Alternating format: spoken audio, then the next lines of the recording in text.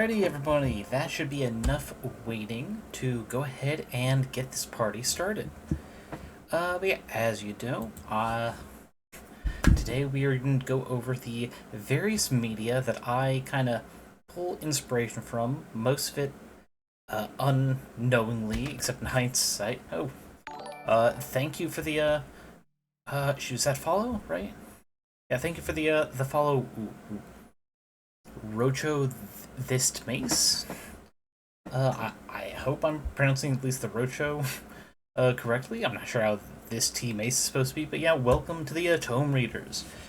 Yeah, we are going over just the various media I pull inspiration from. Most of it largely unknown until hindsight's like, that's where I got the idea from. Because a big thing about being a DM, it's been said before in many different ways, there is no original story, only original interpretations.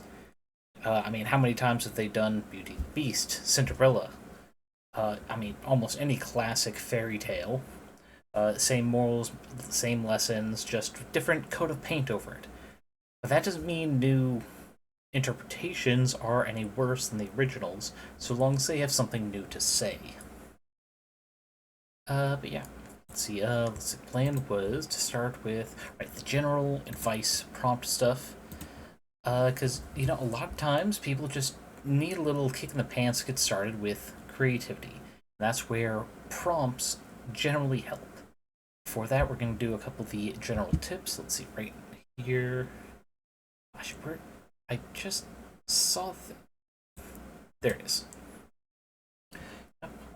So Tumblr was my life for 4 years, and I have a lot of blogs that I follow on there with general advice and prompts and whatnot. So don't be surprised, a lot of that, what I pull up today, is going to draw from that. So here we have a tweet from John Rogers. I'm not calling it anything else. Elon Musk can suck my ass. A tweet, John Rogers, writing to the day, it is perfectly acceptable when working on a scene that vexes you to write dumbest version along the top of the page and start from there. That they, as a human who's been writing professionally for 24 years, just did give yourself permission to suck. And that is general good advice in any kind of writing, whether for a campaign or story, poem, song, anything. The first and most important purpose of any first draft is to be written down. If it's not written down, you can't edit it, you can't improve it, you can't build on it. And most important thing is continuing down, expounding on that. Because this guy is one of the lead writers for Leverage. For other bits, don't introduce an important plot, person, or thing after the first half of the story. For example of this in DMing, specifically 5e, if you're like a good way into a campaign, and you see like the end on the horizon, they're starting to prepare for the BBEG, don't suddenly bring in an NPC that's supposed to help them. Sprinkle in some hints of that appearance, rumors of them, earlier into the story, so they have something to look forward to. Always tie up loose ends, a little less applicable, but more just be willing to tie up loose ends when it has served its purpose. If you need to leave something be because the players never went onto it, it's fine to leave it hanging. But if you are planning, say, just a single mission or adventure, think of ways to have that wrap up if, say, the bad guy is able to get away. Or if the heroes are unable to stop their plan in time, just have a few different preparations ready, and it's a lot easier to build off of any situations you did not, in fact, prepare for. That's one thing the players always seem to do. They find a third or even a fourth idea in a situation you thought would only have two answers. Introduce important things in the middle of unimportant things. Let's see, what's a good way to describe how to do this in a game? If there's a list of, let's say, heroes who your setting's continent regard well, you can have a list of 3, and one of them ends up to have not actually been a hero, they're only remembered as such. Perhaps they'll later pop up as a villain, a lich of some sort, or even connect to a cult. Then having the ties later pop up connect to them is one way to have one important thing in the middle of a list of other unimportant things. If you put it out there, your players might even look into it before you're actually ready. They'll be primed for it, as they should be for any lists of things that are just set dressing. And if you have to info dump, find a motion to tie it to, and it will seem less like an info dump and more like a motive rant. This is, in particular, a way to build on NPCs, give them the illusion of more depth than you may actually have for them. A merchant is probably going to have some, high opinions on certain political things, especially those that affect their trade. It's predictable. But what about instead giving them a very hard opinion about a passing theater troupe? Or perhaps on the crime rate in town, not because they've been robbed, but for the fear of it, or the fear of abduction for a family member. Giving them a strong opinion on a thing gives you way to info dump to the players stuff that's going on. I mean, think about it, they're just so pissed about this one thing in the middle of a sale, and they just info dump to this one customer because, the dam is burst, they've got to get it out. That's a perfect seed to get your players interested in this thing. It's like, it's bothering this merchant so much, he just couldn't help himself but just dump this info on us. It's probably going to be relevant. You've got to just play on the expectations of your players a bit. It's not all going to feel natural, of course. It takes some getting used to. But knowing that you have those options of when to bring that info out and how to do it that feels more believable when it comes from an NPC, that will help oh so much. I've talked about it before that the persona I use for streaming, librarian Lucy of the Morningstar Archives, was an NPC who was supposed to just be a red herring. He's supposed to seem kinda devilish, offering deals and whatnot, and just, in the end, just be utterly benign in terms of interactions with the players. That he was just supposed to be the red herring, and it's like, maybe he's behind all this devilish seeming nonsense. But no, they just became great friends, and they wanted to know more, and then he became this kind of, not central NPC, but this one that the party knew, they trusted, they came back to from time to time, that I could then more easily give info about various rumors or political things going on. Because they kept coming back to him, kept asking questions, it just made it so much easier. And yeah, there's some things you're never going to predict. Like I said, this NPC was not supposed to be this big. Now he's so well loved, it's like, I'm going in streaming, I'm going to use this persona. I'm going to use his likeness. Just everything went, depending on which side of the DM screen you are on, uphill or downhill from there. But yeah, other just general advice for creators, people want to get interested in it. This from Evil Supply Company, a former stationery site. Get that shit out of here. That has recently come back, now under the name Netherworld Post, still great stationery. But most of their quote-unquote advertising is just small stories and rants like this one. The number one reason to make cheap art is it's fun. The number two reason to make cheap art is it's fun to look at and or read, and or experience, and or etc. The number three reason to make cheap art is it gets done quick. If it ain't getting done quick, make it cheaper and lower the degree of difficulty so you can make more art. This is not intuitive to me. I started making art in my early teens, and as I happily creak into middle age, this hard-fought lesson is finally starting to sink in. It is a blessing. It is one of the greatest blessings of my life. I'm going to make this into a sign to hang in the studio and the studio's washroom, kitchen, coat rack, doorway. Hell, might nail it to the front door so it's the first thing I see at twilight when I come to work.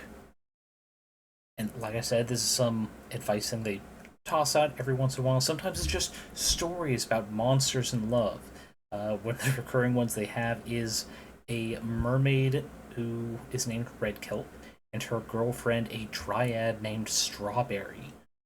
And in fact, one of the older art print slash postcards they had is the two of them are mermaid Red Kelp in the sidecar of a motorcycle, being held by Strawberry the Dryad as they just go touring across the country. And it's just so fun and vibrant. And it's, I mean, sure, that became one of the products they sell, but there were stories about Red Kelp and Strawberry for years before they actually made it. Because Atticus here, who helms the Netherworld Post Tumblr, is the kind of pseudo advertising for their stationery. They also just love making stories. They love making little snippets. They used to do this wonderful Netherworld Post newspaper. Just, it looks like a newspaper, is like back and front, a single. No, wait, no, it's the size of like two 8.5 by 11 pages, but it's on newsprint, and it's like a de facto assume it's all true from the perspective of this fancy town in the Netherworld, which I think I can actually get to from here. I have to bookmark this one. No, that's the Tumblr. Aha. Their actual site, which is netherworldpost.com, has free download. Oh, please, is it not here? Where? I know they have all the old newspapers available. Where are they? Okay, let me try just searching. Newspaper. Ah, the Payroad Dispatch. You can get all of them. I think there's like 15 or 16 different ones. But yeah, it's fun, it's free, you get it for print, and it's worth it. They're nice, short little snippets that are a look into this town full of monsters and fairies and supervillains. It's just another great source of little inspirations. Any sort of like story, sorry, not story, collection of stories, analogies. I'm blanking on terms now that I'm actually down here. God, if I was only smart enough to write strips. One day though, one day. One day I'll be better at that, but not this day. Because I'm mostly a game streamer who talks about my other games. Anthology, that's it. Thankfully, one of the books I have in front of me has it. But yeah. But we'll get into some of my other anthology suggestions later. Anthology, thank you, Apple. And also, welcome to the chat. I hope some of these pique your interest as well, especially this guy, because I do love the way that instead of just advertised, because they are stationary sword, they're not doing big billboards, they're not doing mail newsletters, they just do little stories on Tumblr, and it's cute. Let's see, here is one of the more specific suggestions, different ways to think of how professions, that's the term, professions work. This free world building idea from Flower Cannon. Wizards have the same trust in magic that software designers have in software, which is to say, almost none at all. Are you fucking kidding me? I worked in a reagent shop for a few years. I don't trust any of that stuff. Who the hell knows what other components are in the ashes? Yeah, I was in the circle that made Alston's Divine Circle of Teleportation. There's some pretty nasty corner cases you can get into, but the headmaster published it without us. I just take ships, it's way safer. I call bullshit on that necromancer channeling spirits of loved ones. What did he say he was using? Medium conduit runic circles? That's just a bunch of buzzwords slapped together. They don't even interact with each other. I've been looking at this scroll all morning, and I'm 90% sure that the scribe didn't even look at the standard for pyromancies. An additional discipline. Jumping in with some other suggestions. Help desk, this is Glorleen. What did you fuck up this time? Dave, I've seen the news, and frankly, I can see the ash cloud from here. Paid for extended support, not enabling support. Okay, I gotta take a sip of water before going into this one, because this one makes me laugh a bit. I can't get this fucking spell to work. Jane, can you look at it? Yeah, I think you missed a bookend rune right here. God damn it! It's always shit like that. Thank you. Just parchment. And it takes 5 more aggravatingly tiny adjustments before the spell works. And it's just other stuff like that. And here, a reference to my favorite thing of engineering. Instead of an orb, the wizard has a little statue of a duck he tells his spells to, and swears when he spots the obvious mistake. A reference to the rubber duck solution, where if you're having trouble with your code, you explain it as simply as you can to a little rubber duck in front of you, and you do it aloud. And that trick works because by saying it aloud, uses a different part of your brain than just straight thinking.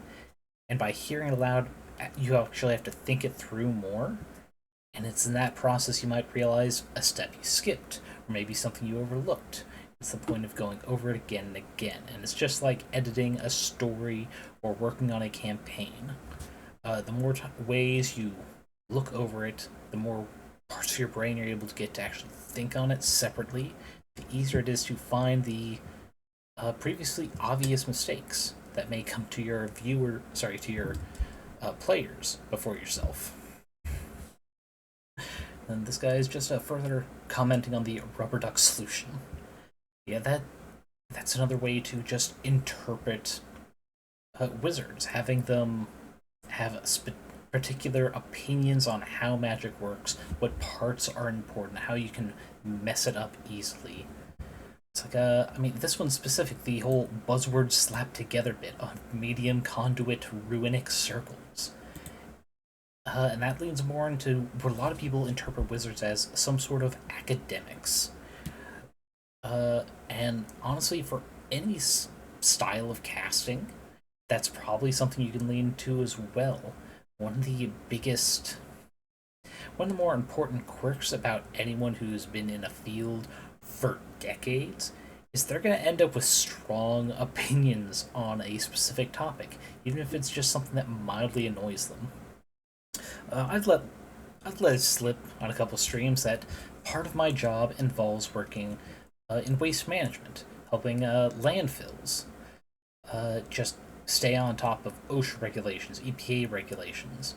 And it, not even 10 years ago, a lot of landfills would build up because they fill in a big hole in the ground.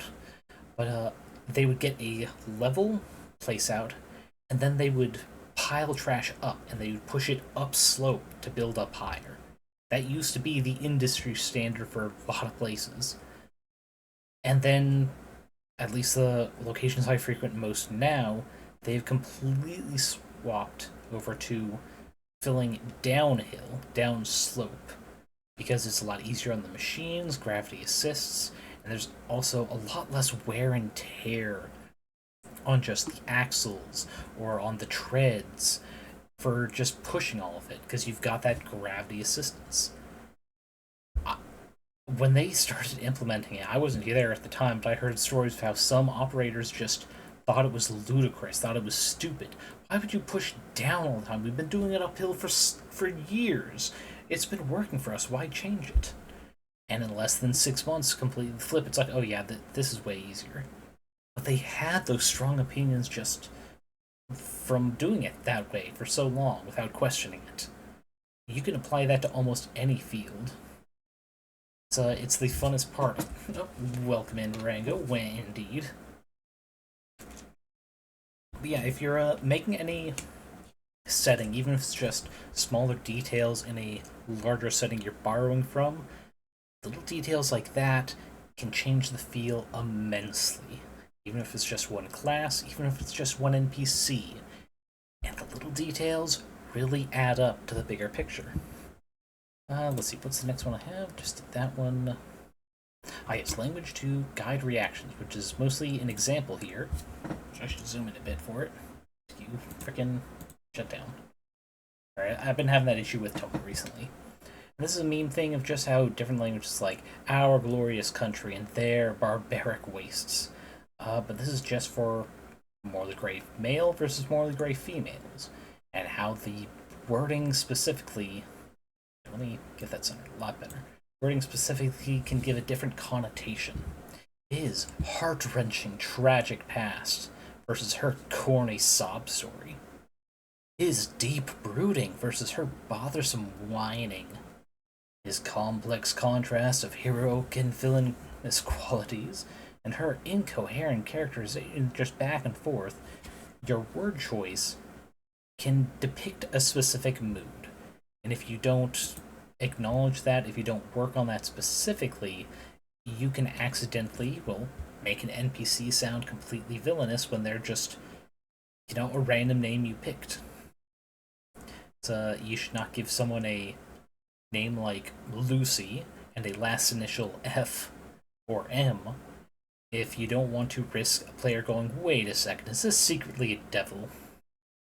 Thankfully, part of that went over my players' heads, because the M for Morningstar was in the organization itself, but they got to it eventually. But yeah, it's a word choice can also be used to, well, intentionally steer them a certain way. If you want your players to see someone as more villainous or suspicious, then choose words and adjectives that kind of hint at that, even when they're not actively doing something like trying to sneak around or pickpocket someone or even just murder someone for the sake of violence instead of to save another person. You can describe the just look on their face, rigid and emotionless. Could make someone seem like a total sociopath as opposed to just a righteous smile with a glint in their teeth, or hair waving like a cape in the wind, and stuff like that. It's one of those things that's hard to plan for if you're not ready for it. It's just a matter of practice, though. It's just like how muscle memory can help you do certain actions more. The more times you do things like little improv games or just randomizers to figure out NPCs, just more and more practice makes it easier for your mind to just default to it when you need it to. Which also kind of goes into this next point. Don't be specific until you need to. Oh, there it is. Spect at that time. And this is advice towards speculative fiction in particular, but can be useful for any creative writing. Don't say numbers. Don't give your readers any numbers. How heavy is the sword? Lots. How old is that city? It's plenty. How big is the fort? It's massive. How fast is a spaceship? Not very. It's secondhand. The minute you say a number, your readers can check your math, and you cannot do math better than your most autistic critic. I guarantee, don't let your readers do any math. Did something happen? A while ago. How many bullets can that gun fire? Trick question, it shoots lasers and shoots them hard. You're lying to people for fun. If you let them do math at you, the lie collapses, and it's no fun anymore. With the tax someone else left, you may think that you, the writer, are your own most autistic critic. But somewhere out there is a motherfucker with the world's nichest PhD who's been waiting their whole life to prove you wrong. And honestly, being able to kind of catch your DM is an unofficial pastime for a lot of players. They like trying to poke holes in theories or to predict something that's coming up. So if you don't give them hard facts until they need them, this does two things. One, if you play with the same group for a while at least, they'll get clued in on when something is actually important. And this goes back to the earlier thing of put an important figure in the middle of a couple unimportant facts. And that helps get their brain going. It's like, wait a second, I should make a note of this. But if you're giving out facts left and right, you're just giving more ammo for them to just pick your work apart, find little loopholes, and in some cases abuse them. The other side of this is you also need to be willing, when you're doing tabletop games, tell your players outright if something is not working the way they predict. Like, if they predict that maybe this NPC is totally in on this cult, and if they are, then that's probably a whole bunch of like kidnapping and ritualistic raping or something like that, and you go, let's get out of game speak for a bit, speak to you as a DM. I would never use that theme in my story. And I don't want you guys going down the wrong path thinking that, because I also don't want to pursue those themes. If you have a good group, they'll accept that. The word of God, or GM in this point, saying it's like, we're not going to follow that sort of theme, you don't have to worry about it. In my group, I started out campaign, the session 0, going over some stuff like that. It's like, these are themes I don't want to explore at all. If there's something you want to do with your character, that's cool, but I don't want to do it here. And there's nothing wrong with that. Some people want to play the game for fun. And going into themes that are happening currently, especially in regards to queer rights and transphobic protests and whatnot, they want to break from it. And it's totally acceptable to do that because everyone needs time to get away from the harsh reality that life is. There are times that they want to go into those, to explore those themes, but you need to be able to communicate with your players to know if they're not having that fun, to change the topic away from that. For example, my modern campaign, bandits didn't really make sense as the de facto punching bags of the heroes traveling around. But what I did do is I introduced a white supremacist group, something they're familiar with in real life. And, sometimes they pop up just on virtue of acting on their white supremacist beliefs or their human supremacist beliefs. But I never went into huge detail. Yes. That was actually a bit of the plan, because it turned out at the end of campaign, the BBEG, who is it's like a...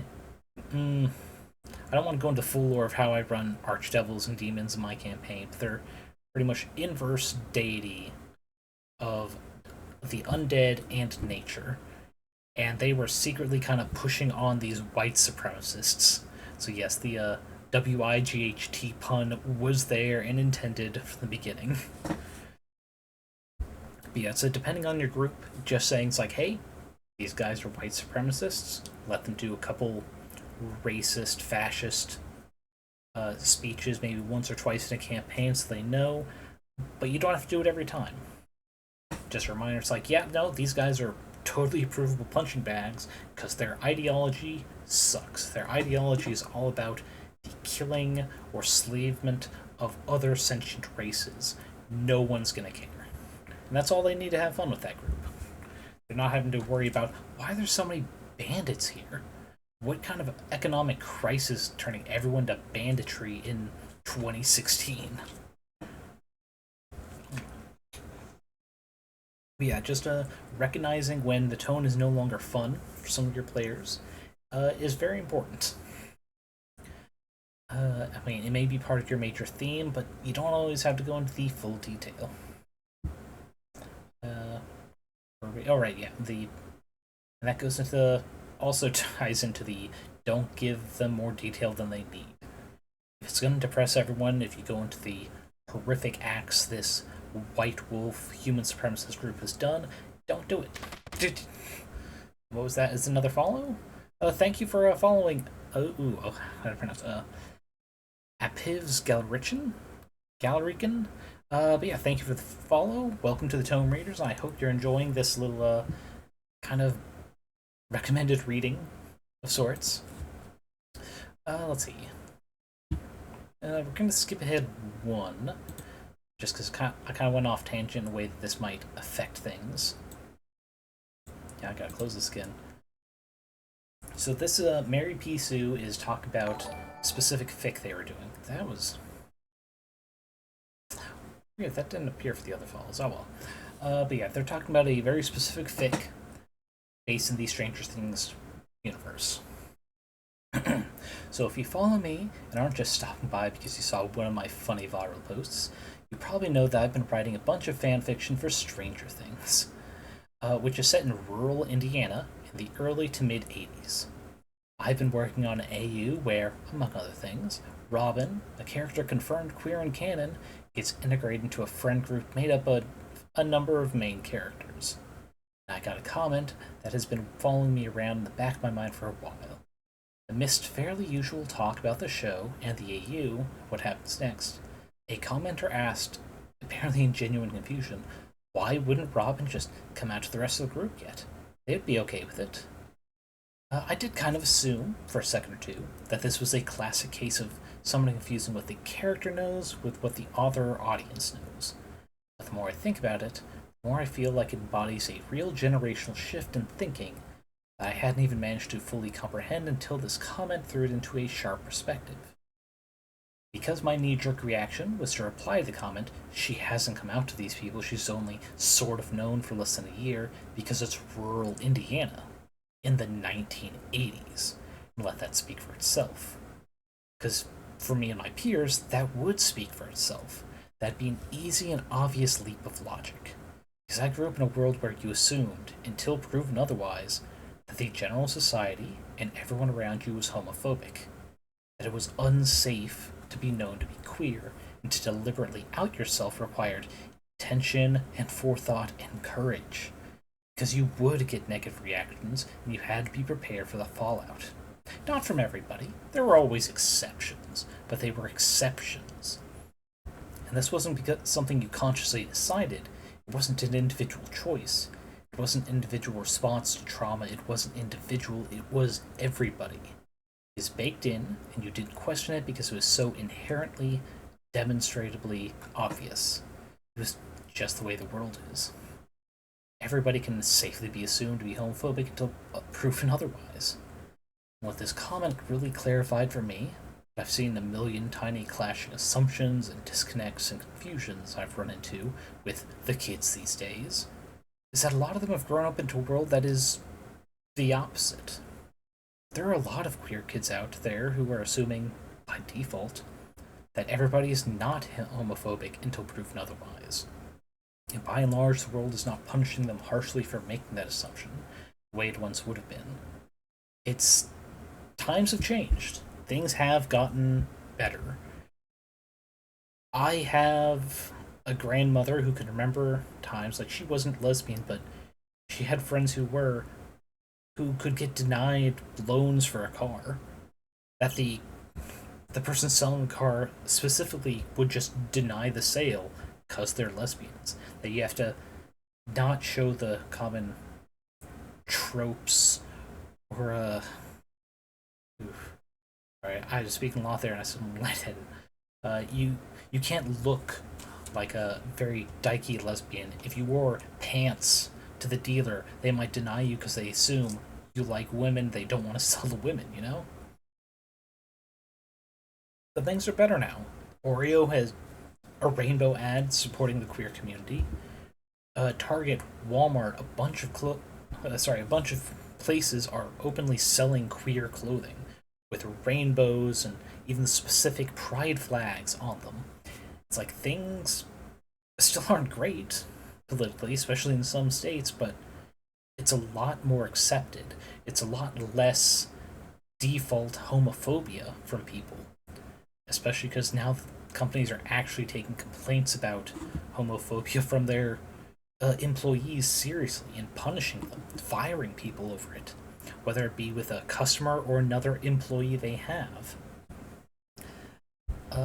And the original reason I included this thing was just keeping in mind how, if you're trying to depict a specific decade or era, to look up traditional views on that, unless you're trying to make a specific point. Like if you're doing a medieval setting, but you want to change a little bit of lore, this alternative history where homosexuality, lesbians, bisexuality, all this is accepted, that third genders are accepted. If you're not trying to make it a specific point, by and large they probably aren't, especially in Europe. And those are things you need to keep in mind depending on what setting you want to run. But after, talking about the White Wolves supremacist group, it became a little bit of a hopeful thing of just remembering that things are getting better. Distinctly separate from how just keeping stuff in mind for your writing. And sorry for overlooking your comment earlier, Rango, but I was kind of in the middle of that, and I'm like, oh god, if I go off, I don't know where the anecdote's gonna go. Rango said, I kind of like the idea of neo-Nazis mess with the occult, do something incredibly stupid, and it doesn't fuck them over for a while. Well, it does in fact fuck them over because that was a terrible idea. That's actually close. What I did with Lycaon, the devourer of civilization, was less that they were dabbling in the occult, and more so that he saw the potential for chaos and how it could be oh so easily tweaked and nudged to working to his benefit. And the white supremacists never questioned it because they're like, finally, divine power on our side, and never questioning beyond that because they assumed they were right. It's like, of course, gods would come and support us because we're in the right. We are the Ubermensch of the new generation. And then they got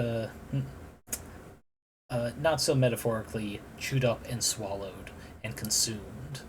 And the powerful rising of this undead wolf spirit. And I don't know if the players picked up on that detail, but I had oh so much fun depicting that. When the great heroes of the White Wolves were literally consumed to grant him further power. Yeah, but no, it's a world-eating chaos god, exactly. It's a theme that was not supposed to be the main theme of Campaign 1, but I rolled with it because the players were interacting with it. But yeah, we'll now go back a bit to a Lord of the Rings post, which was supposed to be in between this and the last one. Mind your own world builders, don't get caught up... I keep forgetting about this. Don't get caught up in things that aren't important to the story you're writing, like plot and characters. Instead, try to focus on what readers actually care about. Detailed plate tectonics. Which I have this because it goes into Lord of the Rings a little bit, specifically with Mordor. Why is the mountain range square? How did the mountain range form? Why is there one singular volcano in the center? Why does it act like a composite volcano but have magma that acts like it's from a shield? If it's a hotspot-based volcanic activity, why is there only one volcano? And it goes into this. And, someone asks the question, what's rain shadow? They go into it with a couple of things. And we're not going to go into all the details because it is kind of sciencey, not something everyone needs. But let's see, where is the point? They're doing examples of just how Tolkien would work on it. Here it is, yeah. But again, Mordor looks like that because Sauron made it. And he's an asshole. It does not naturally occur, and in the story, it did not naturally occur either. The BBEG did make it. So in comments, yes, on the Watsonian level, sure. For those of you who are not familiar with Watsonian versus Doylistic logic, it comes from the Sherlock Holmes stories. Watsonian logic is things that would make sense in the setting, not because the author made it that way, but because the characters recognize that's just a fact of the world. The Doylist level is the actual author intent. It's what they wanted it to mean, to represent, and what have you. So on Doylistic level, Mordor looks like that because plate tectonics was a fringe, ludicrous, laughable theory that nobody outside serious geology nerds had even heard of until scientists proved seafloor spreading in the early 1960s. First edition of the Lord of the Rings trilogy was published in 54 to 55. He literally did not know that plate tectonics was real until almost a decade after the book was published, so obviously it's not something Tolkien could have been considering as he made his maps. But someone here comments, like, yeah, it's true they didn't know about it, but Tolkien did know what mountains traditionally looked like. Maps were a thing. He could look up and see, it's like, is this natural anywhere at all? What does it mean to the area? So yeah, he, in all likelihood, probably did recognize a entire square mountain range did not naturally occur. So going back to the Doylist and Watsonian level, Mordor is a rectangle because Sauron is an asshole.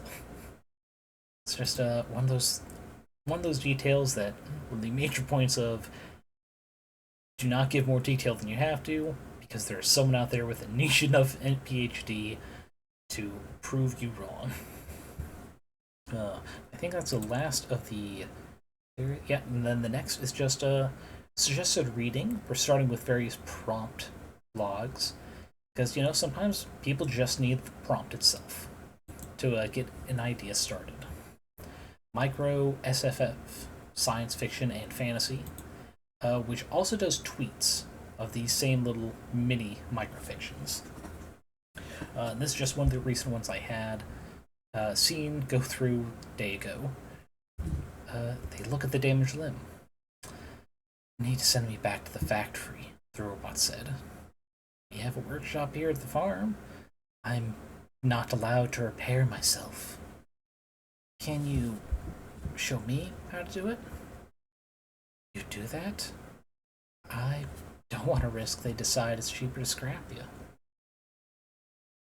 This fits in micro science fiction, especially in capitalist world where so often, instead of things being repaired, a lot of things are just straight up replaced. They try to sell you upgrades by making them just a little bit cheaper, or rather, repairs a little bit more expensive than the actual just straight up replace it.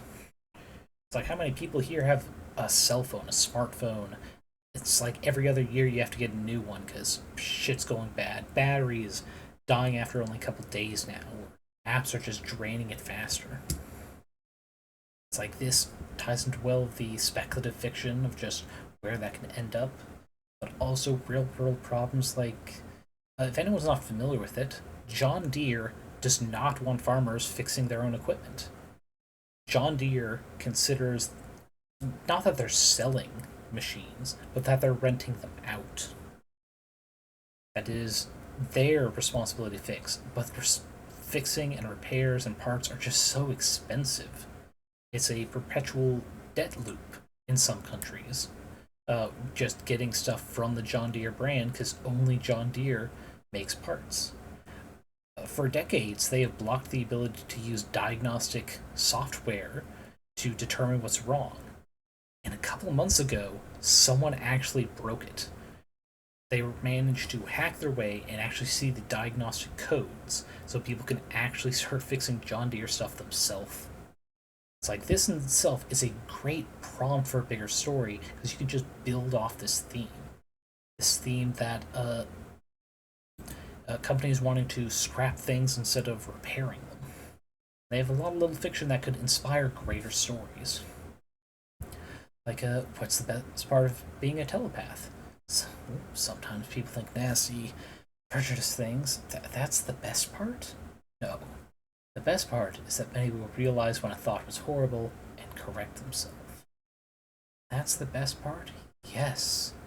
Because people try to be better. It's like this last line alone would make for a wonderful theme to build off an entire campaign on. Go full on, like, stereotypical Dark Ages medieval setting.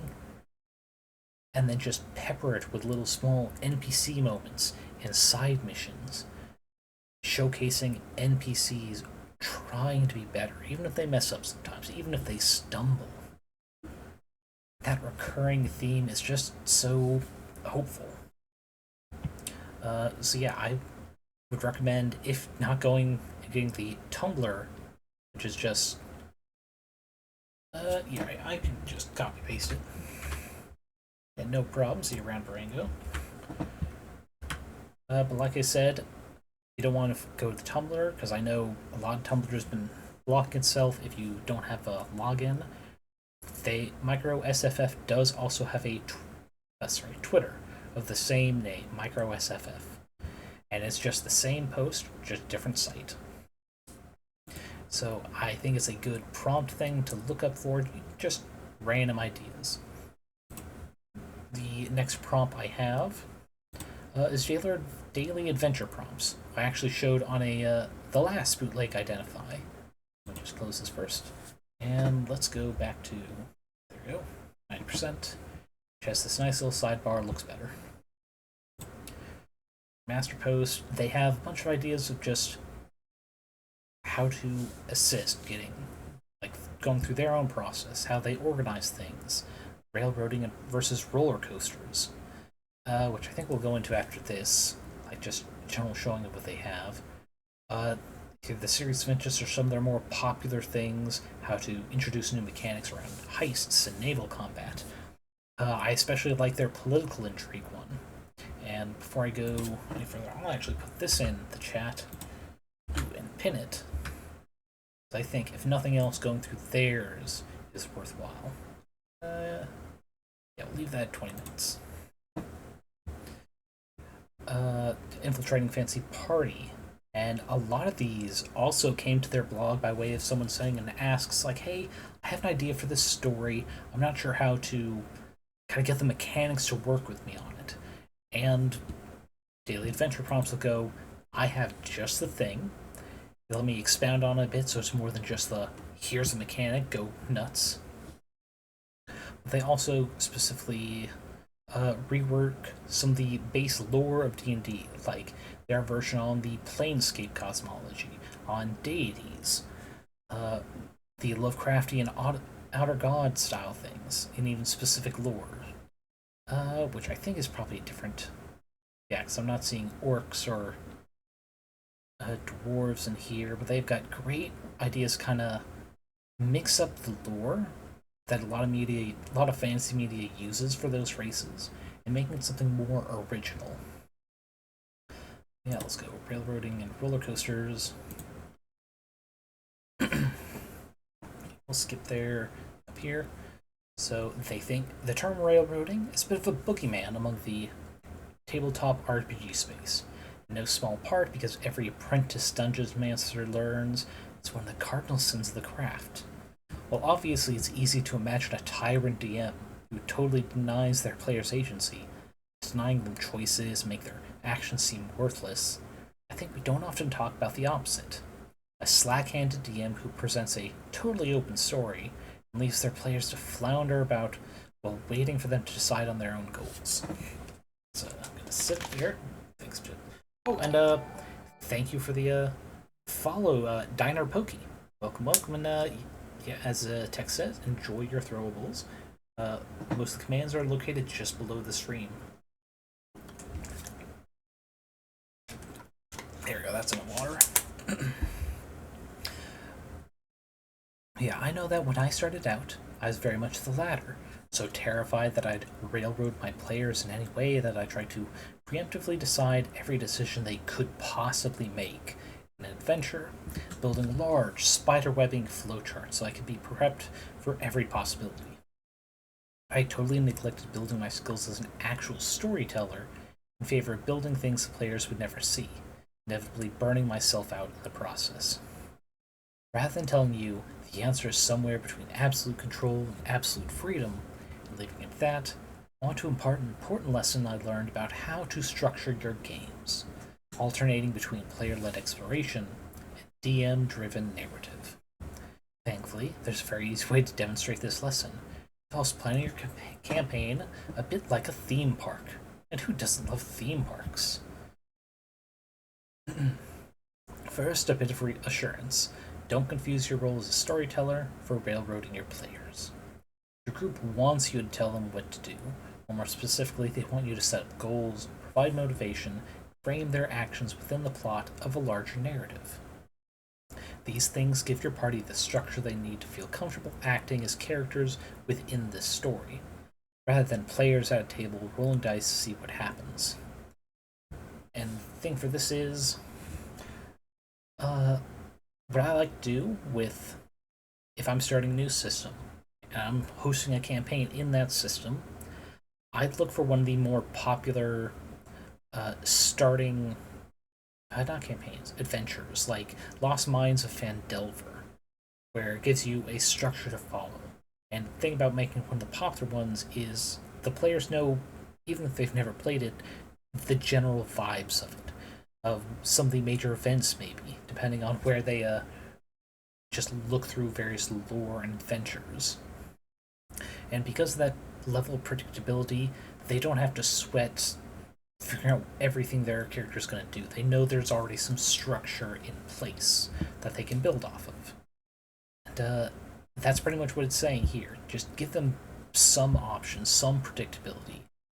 Railroading is giving them no option whatsoever, but giving them some and going the Adventure Zone route of renaming NPC things like Berry Blue Jeans and letting things go off the rail if the players want is still more structured than just saying, okay, open world game, wherever you want to go, I've got stuff for you. So where do you want to go?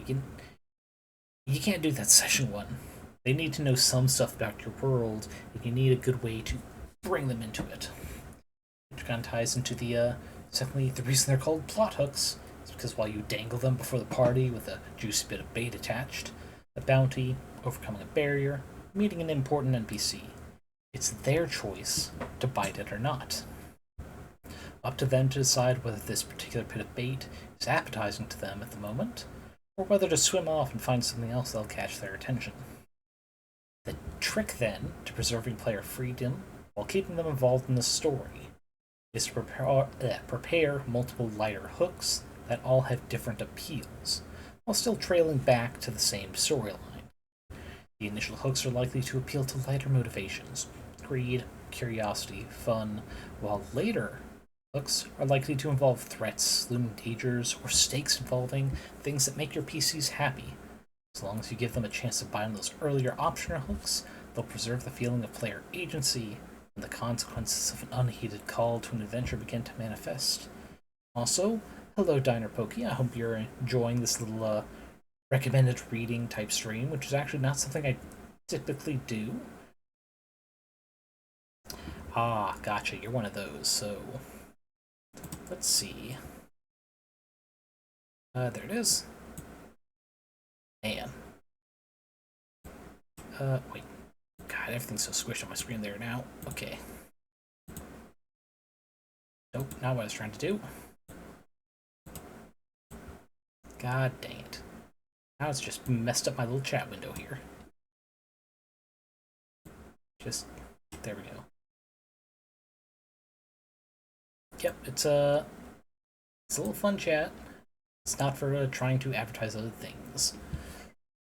Okay, where were we? Right. Their metaphor about theme parks. If you look at the layout of successful parks, you find out their layout is anything but random. Almost all have wide open areas where you can see multiple rides and distractions, as well as larger, more impressive attractions looming off in the distance. These wide open areas are connected by thoroughfares that keep you circling around the park, with their own minor delights along the way that don't distract you from your eventual goal. Sure, if you have strong feelings about visiting a water park, restaurant, or arcade, you can make a beeline right for them. But doing so takes you on a winding path through the park that exposes you to all manner of things along the way. And that's just saying that's how you should design the adventure arcs. You give options like, here's the overall plot, things are going to tie into it, but you can also do these other things that'll lead up, give you minor advantages, be they coin or not pride, fame, or even specifically items needed for the plot. The vestiges of divergence in the Critical Role campaign that really helped bake the players minor demigods of sorts before the final battle at the end of campaign 1. And then later making mentions or even appearing in the later campaigns as well. It's pretty much not everything has to be a straight railroad. Giving the options like an amusement park is what helps give the variety. From that, I think there's only one other. Ah, yes. The next is Shauna Storyteller. And she ties into the anthologies as sources of inspiration. And she has done a lot of stuff. What I specifically like from her blog are the gods and monsters. Because what those stories are, collected, are all Greek myths and stories reimagined, sometimes with more modern lines of thought, especially in regards to sexualities and interpersonal relationships, but also tying several stories together, whether through similar themes or characters that were not originally there and giving them more depth.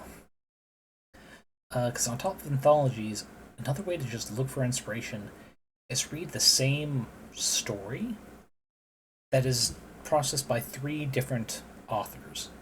Like 3 different versions of Beauty and the Beast, 3 different versions of Cinderella, and just watching and reading and finding these similar themes and moments that kind of define those stories separate from other fairy tales, of what attracts people to it as opposed to, say, Pinocchio. And Gods and Monsters in particular, it's been a few years, but they got a print version made. Volume 1, which actually is right here, which only has them in the chronological order of them being posted on Tumblr, rather than chronological order of the universe, because they do kind of jump around. It's as inspiration comes. And a few of them are less short stories and more microfics, like a micro science fiction fantasy did, where it's just a paragraph or 5 or 6 lines. Here's the book. The first book only has 22 stories. Let's go ahead and hit this link. How many are there? A total of 32. It's missing 10 stories that are here, and that's exempting almost all of the microfic she's done in this kind of setting. But it's good and it's fun, and I definitely recommend it. We will go ahead and unpin that one. We'll go ahead and put this one in for about 10 minutes while I talk on some of the... Oh, why can't I pin? Well, I guess I'm gonna have to just leave it there. Suddenly OBS is not letting me pin from there, and I don't want to open Twitch just to do it. But yeah, we'll go into some of the other anthologies I have. Wait, no. Sorry, I was going to go into some of the other versions of retelling stories. The first one, Lore Olympus, which is the story of Persephone and Hades, and actually this right here is the second version the author has done. The first one was only like 12 chapters long or so, but the art is so evocative. Like, they're able to tie colors and gradients and the backgrounds into the specific moods they try to create. They're stylistic, but it all makes sense within canon. Like, here's a version of Cerberus, the pet dogs of Hades. And next chapter, it turns out he has like a dozen little dogs. Cerberus is only the name of one. Here is chapter 6, art style. It's we are chapter 269, one of the more recent ones. Lines have gone clean, backgrounds have been simplified a bit. But it's still very evocative of the moods she's trying to create within the story. The effects showing off the kind of divine power, or even the celestial origin of the deities themselves. Like, here's Kronos with the night sky on his skin. Let's see. Yeah, the gods and monsters being one version of the classic Greek myths, versus Lore Olympus, versus the Percy Jackson books. All come together to tell the same story, but through the lenses of different authors, and just the things they get in common with the stories versus the ones that are drastically different between them.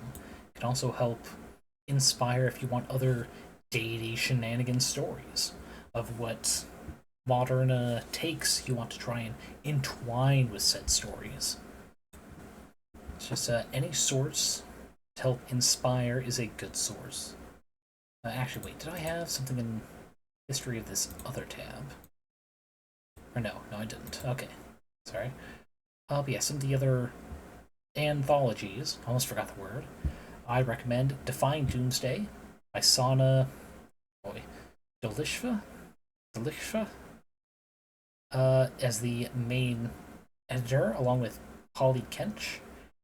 There's a bunch of stories that is just post-apocalypse through the lens of someone with a disability. It is largely people with physical disabilities, but there are a decent number who also have it in mental disabilities. How they survive robot apocalypses, zombies, nature taking over. I believe one of them is an acid rain, and it's an autistic person who has got a schedule figured out. They track the weather well enough. They're able to make supply runs to the store to get whatever non-spoiled food. And it's, as someone who has a milder form of autism, doesn't hold me back too much, and though emotionally draining some days, I can still get a relatively quote unquote normal life lived, a decent job that is not hindered by my disability. A lot of these stories are from points of view I would have never considered. I've never had to worry about, only having one working leg and having to outpace zombies, or of trying to reconnect with other humans after a massive plague washes through just across the states. And looking at things that have a completely different worldview than you yourself have lived helps build up a library of events to draw from. Because all DMing is improv to some extent. If your players are completely predictable to everything they can do, and you can 100% guide them to the outcome you want every time, why even play the game? There's always going to be some element of improv, really. And the more experiences you can draw from, the more variety you can give them. Next page, take a drink.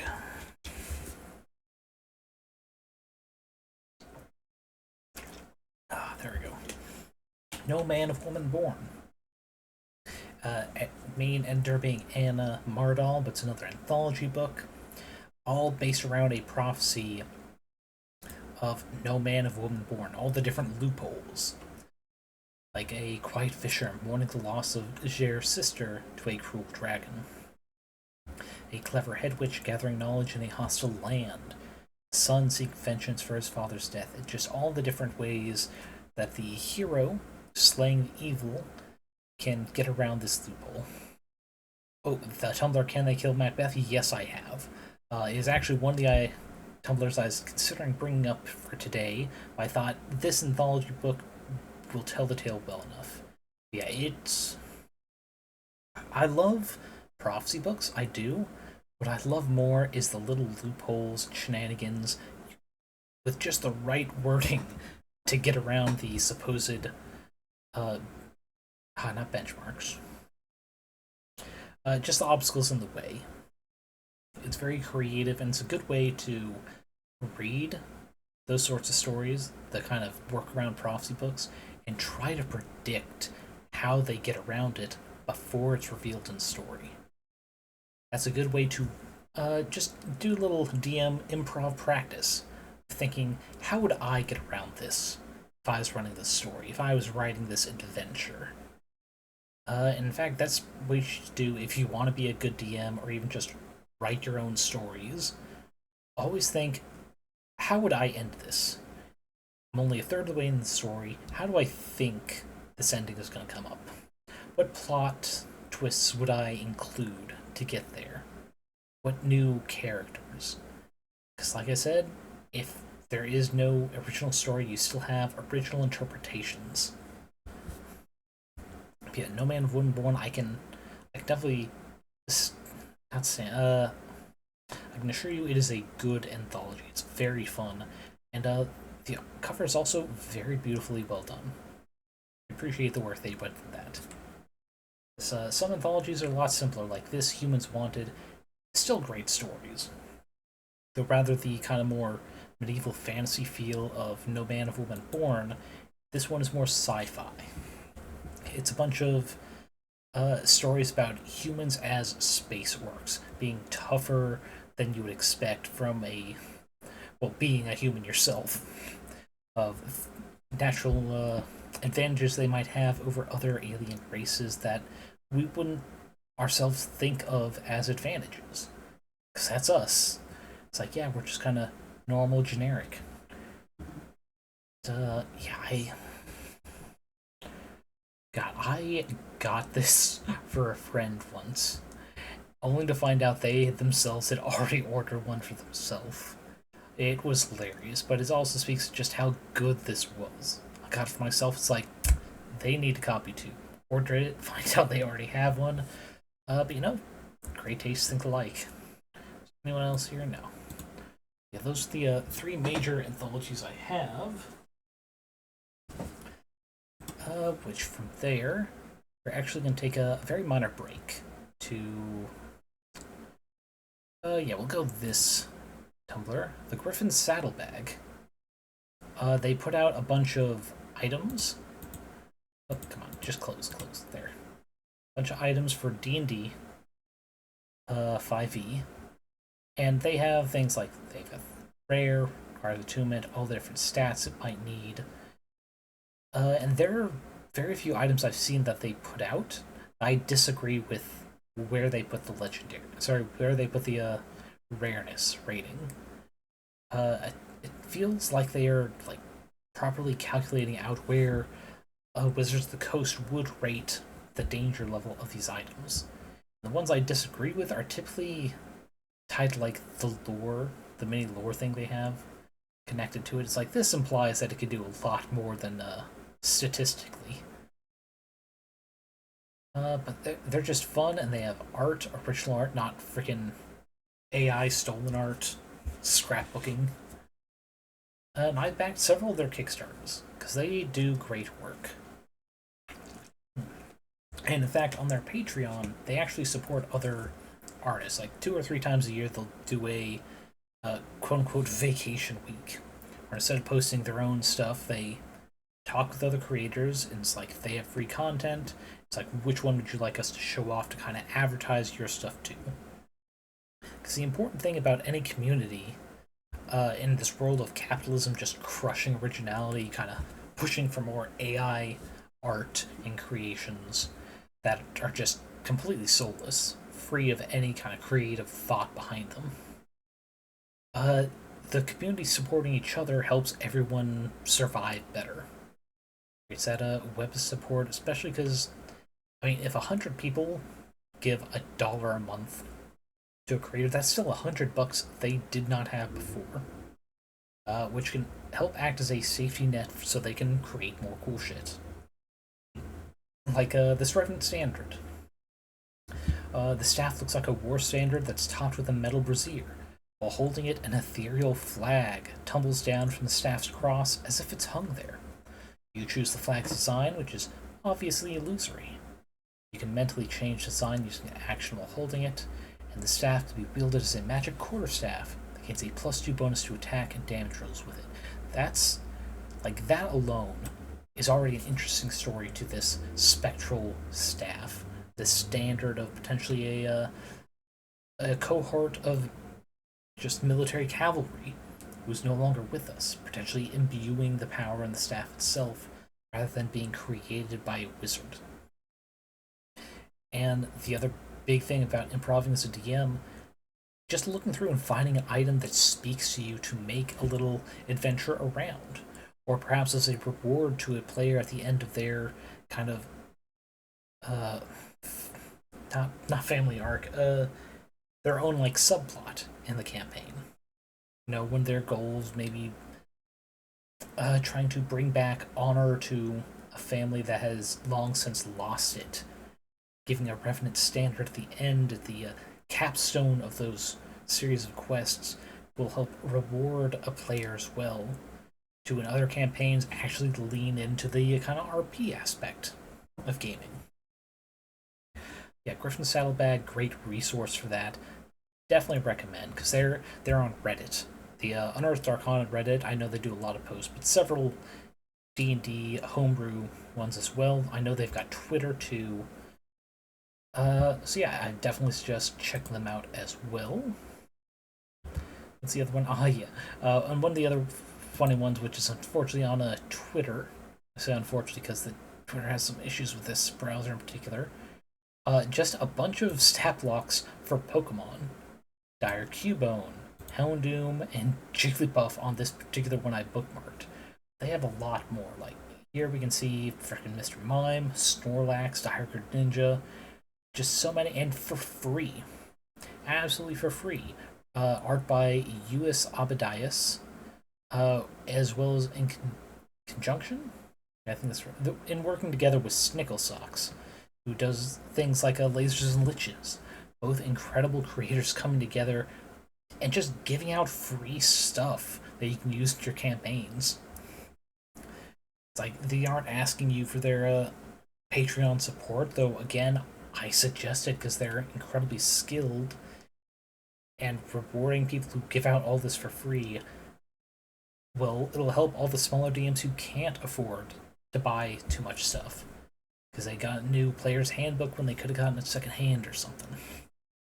No, it's just the creativity of the community, being able to use these like those magic items of Griffin's saddlebag to inspire an entire just mini adventure, a side plot, or even something tying into the BBEG. Perhaps giving a full-on like a Giovanni of Team Rocket. Oh, that's a nope, not what I was looking for. There we go. Looking just beautiful art. As well as the stat blocks, layer actions, regional effects. This is one of the legendaries. Ugh. Just wonderful creators. Love them. Let's see. And that, I think that's it for there. And the minor speaking break I have is some YouTube aBridged series. It's going on from Anthologies, people who used already existing settings and shows to create their own stories. Going off of how there's been several versions of Beauty and the Beast, of Sleeping Beauty, and creating something new with it. We're starting off with Alucard aBridged. Hellsing aBridged by Team 4-Star. Let's see, and here's just one of the funnier moments from the early episodes. Whatever you want, you crazy Protestant bastard. You do know this is a grave violation of our agreement. And what part would that be? The part where you're here, killing my men. I have no idea what you're on about. I'm just here doing my job. Killing vampires and werewolves and leprechauns. Never actually found one, but do you think if I cut one open with my knife it would spill out Lucky Charms? Just shut up. Where the hell is Alucard? Oh, him? I killed him. Killed him? Cut off his bloody head. Oh, well, that's step 1. What about 2 through 10? Ah, Christ.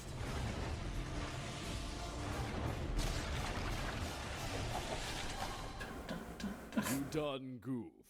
How the blood-soaked Protestant hell did you do that? Fuck you, that's how. Just that's the series. I mean, Hellsing is already just not bombastic, but it's like a very anime style version take on the classic Dracula, like the vampire story that really took vampires on, put them on the map in terms of literature as threats. And, I mean, as you might have noticed in that scene, while it was largely, like, tense and serious, also the goofiness of it's like, how did you do that? Fuck you, that's how. And little bits like that. It's like, in all honesty, everything, especially role-playing games, need a balance of silly and serious. It's one of the other videos we'll get into later, after these kind of like great examples of original takes on someone else's work, of the tension and release cycle. You can't be like full tension the entire time, or you're just going to wear the viewers and the players out. Being able to go back and forth with the right moments of silliness sprinkled throughout can help actually enhance tension. But yeah, we had that. It's like, what? Alucard's dead? Oh, wait, you didn't do it correctly. Fun line early on. And here's my other favorite little moments later in the series.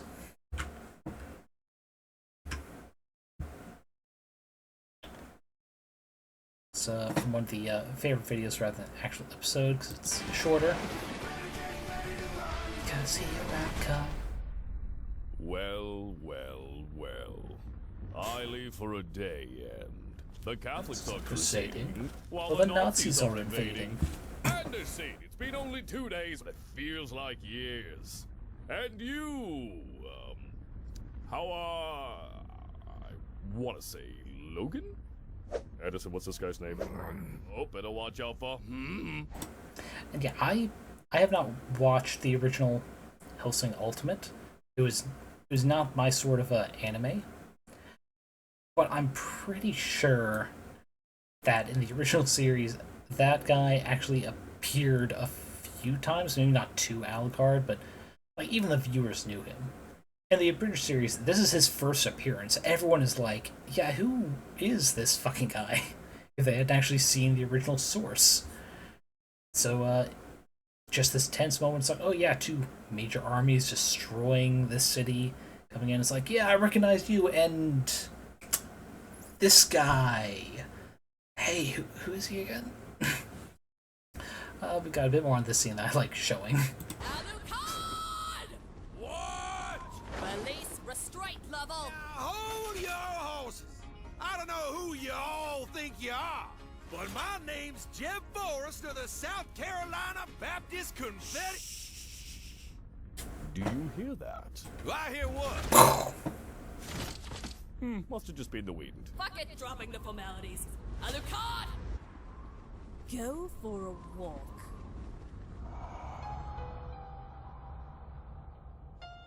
When hope is gone, undo this lock and send me forth on a moonlit walk. Release restraint level 0. We're actually not going to go into that because there is some more music, and I don't want Twitch to copyright strike me. But yeah, just most of that scene was supposed to be like low-key silly, goofy in terms of everything else, and then suddenly this air of seriousness just completely code switching on us. If that silliness scene had not been there, we would have been more tense for it, sure, but again, viewers, players can get worn out if you stay high-strung the entire time. This is especially prevalent in games like the Outlast series, horror games, but you're typically in a role that does not have a weapon. And in real life, while you yourself might look for even an improvised weapon, a thing of rebar, a broken chair leg, something, the protagonists of that game, of those games, don't get them. It helps continue the feeling of helplessness, of not being able to defend yourself despite the scary horrorness. And so, because you don't get the option of releasing tension by actually fighting the villains, they have to find moments where they can let you release tension, of just let a breath out, relax, because you're not in danger anymore. And going back and forth is what enhances those games. And so too with playing TTRPGs, especially ones where combat's a massive part of the mechanics, you need to find ways for your players to not have to resolve all tense moments through violence. And aBridged series are particularly good ways, especially the really big ones. Like I said, this is by Team 4-Star. A lot of people know them for Dragon Ball aBridged. The really good ones love the source material. They love it so much they want to make it more accessible to others. They abridge the series. They shorten it so the 4 or 5 episode combat arcs are reduced to a single 15-20 minute episode. Some goofy moments, some serious ones, but still translating the plot well enough for people who did not see the original work to let them keep up with it. So I had Hellsing aBridged here because, like I said, it's based a little bit more loose than many adaptations on Dracula. Next, we're going to go to 2 aBridged series that have the same underlying story, but different animes, like different takes on it. We're going to start with Log Horizon aBridged. This being by Fat Dog Studios. What? I'll have to be ready to skip ahead after some music. Where am I? There. Oh dear God, no, no, no, no, no, no, no, please, no, don't do this to me. Oh no, son of a bitch. So yeah, the joke is Log Horizon is about a bunch of players in MMO sucked into a game world. More popular, or at least well-known version anime of this is Sword Art Online, where a bunch of players are sucked into an MMO. Now the plots of both. Oh yeah, this one is great. I especially love Fat Dog Studios' take. I think it's only like 9 or 10 episodes, but it does a lot of it. It's great fun, and it's very bingeable as well. But yeah, both Log Horizon, Sword Art Online have the basic premise the same of people trapped in an MMO with a bunch of other people. No known way to get out. The way I kind of describe the difference, though, is Log Horizon comes at it from a science fiction perspective, and Sword Art Online comes from a science fantasy. And the way I personally define those differences is science fiction tries to define the limits or predict to some degree how things might work. They get more technical. So Log Horizon's legitimate one. Yeah, it's a great series, even without the aBridged one version. I love the original. I only wish there was a really good manga for it, because it's just so much easier to read that at work than watch it on my short breaks.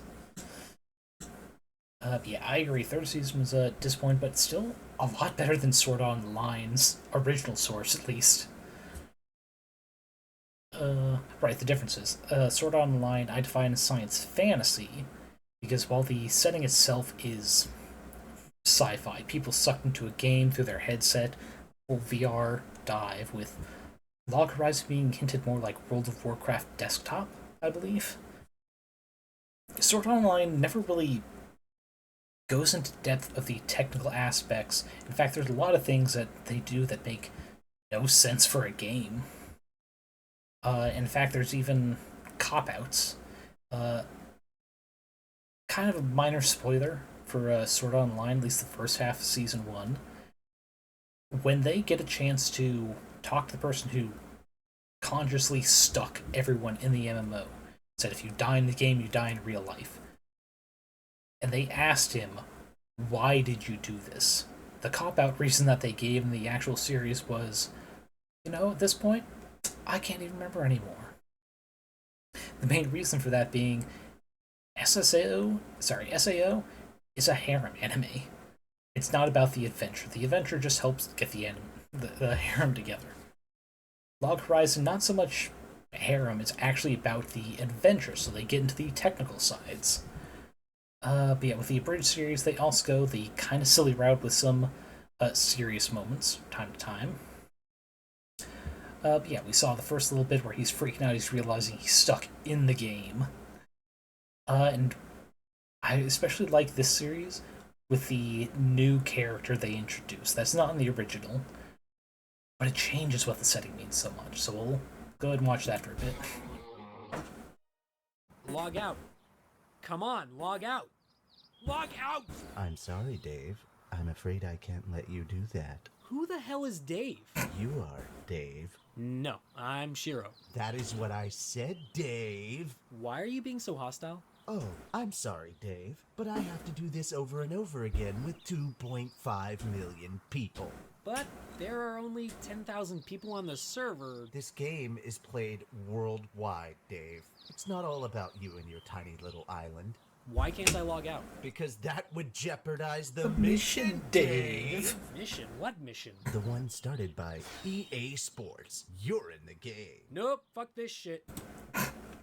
So yeah, for anyone who doesn't get the reference, classic movie is well regarded by film critics of 2001: A Space Odyssey, which most people should know the ending, just because it's one of the great movie moments, especially for AI turning on the human beings, the robot intelligence being called HAL. And that is who this Menu Sama is kind of mimicking. HAL from 2001: Space Odyssey, who started working against the astronauts in this space station. And this character just didn't exist in the original. But the way these abridgers worked with the show, because they're limited by what's actually shown on screen. Anything that's never in the anime, they have to make themselves. Whether it be the mouth movements when talking, any items or special effects. They have to add those themselves, so they're kind of limited in scope and budget. So anything they add has to be important. It can't just be for a little joke. If this is a recurring sentient menu thing, speaking to them and telling them how things are going to go, well, they work into the plot, and they make it work oh so well. It adds so much to this story, and they later do some more introduction of like actual game mechanics to this Bridge series. But for the most part, it does follow the actual anime, where these people stuck in the world figure out things to go. Unlike Sword Art Online, it is not if you die for real. They actually have respawn mechanics. And there's a con to dying too much, which I'm actually not going to spoil because I love the way both the Abridged series and the original Log Horizon kind of introduces that to the player. Yeah, it's so fun. Let's see, I'm going to skip to... Oh, the moment's not here. Sorry, I forgot it's the other link. And for Log Horizon Bridge. This is another episode.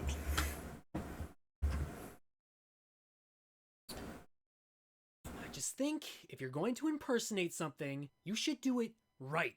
Oh, right. Some, a little bit of preempting. So up till this point, like this entire second episode, a lot of references to people playing this MMO, who are doing just RPing. There's a cat person who uses a lot of Nia puns in their speech. There's this other guy who's mimicking the Godfather. He's this little speech that he's going to go on is about role players kind of being too silly in this otherwise serious setting. I just think if you're going to impersonate something, you should do it right. It's just a game, man. Relax. Menu, can I just replace all of their speech with proper Japanese? Holy shit, we're speaking Japanese? Of course you can, but it will require several microtransactions.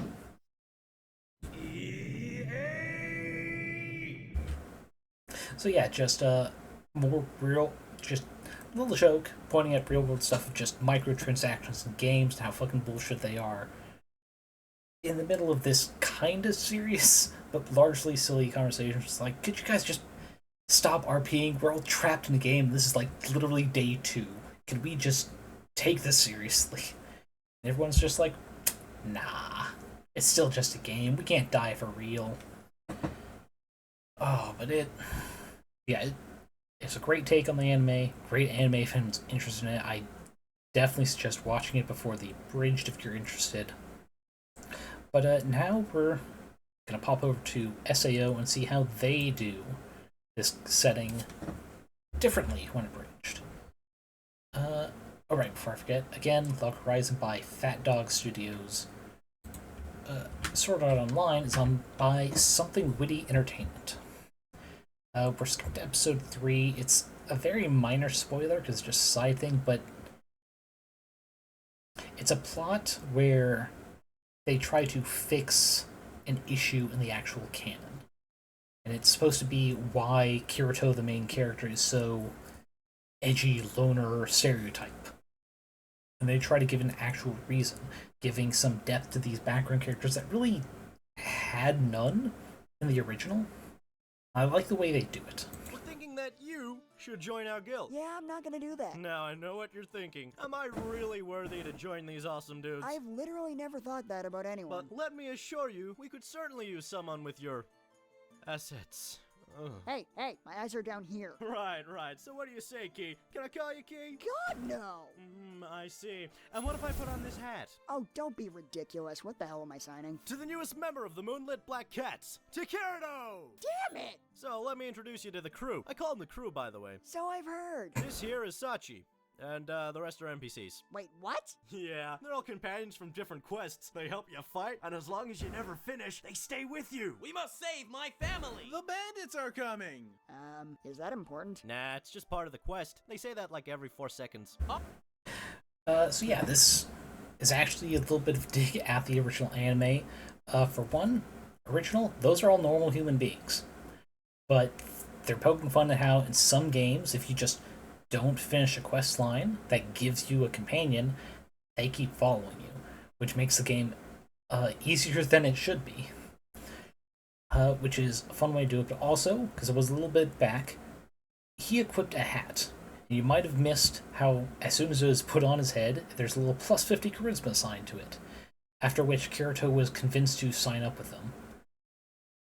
It's a lot better justification than the original anime, where it's like, why did he join up with these, like, low-level losers who he is absolutely carrying? There's, like, no reason in his characterization, there's no reason for the plot other than we want him to have to join these people.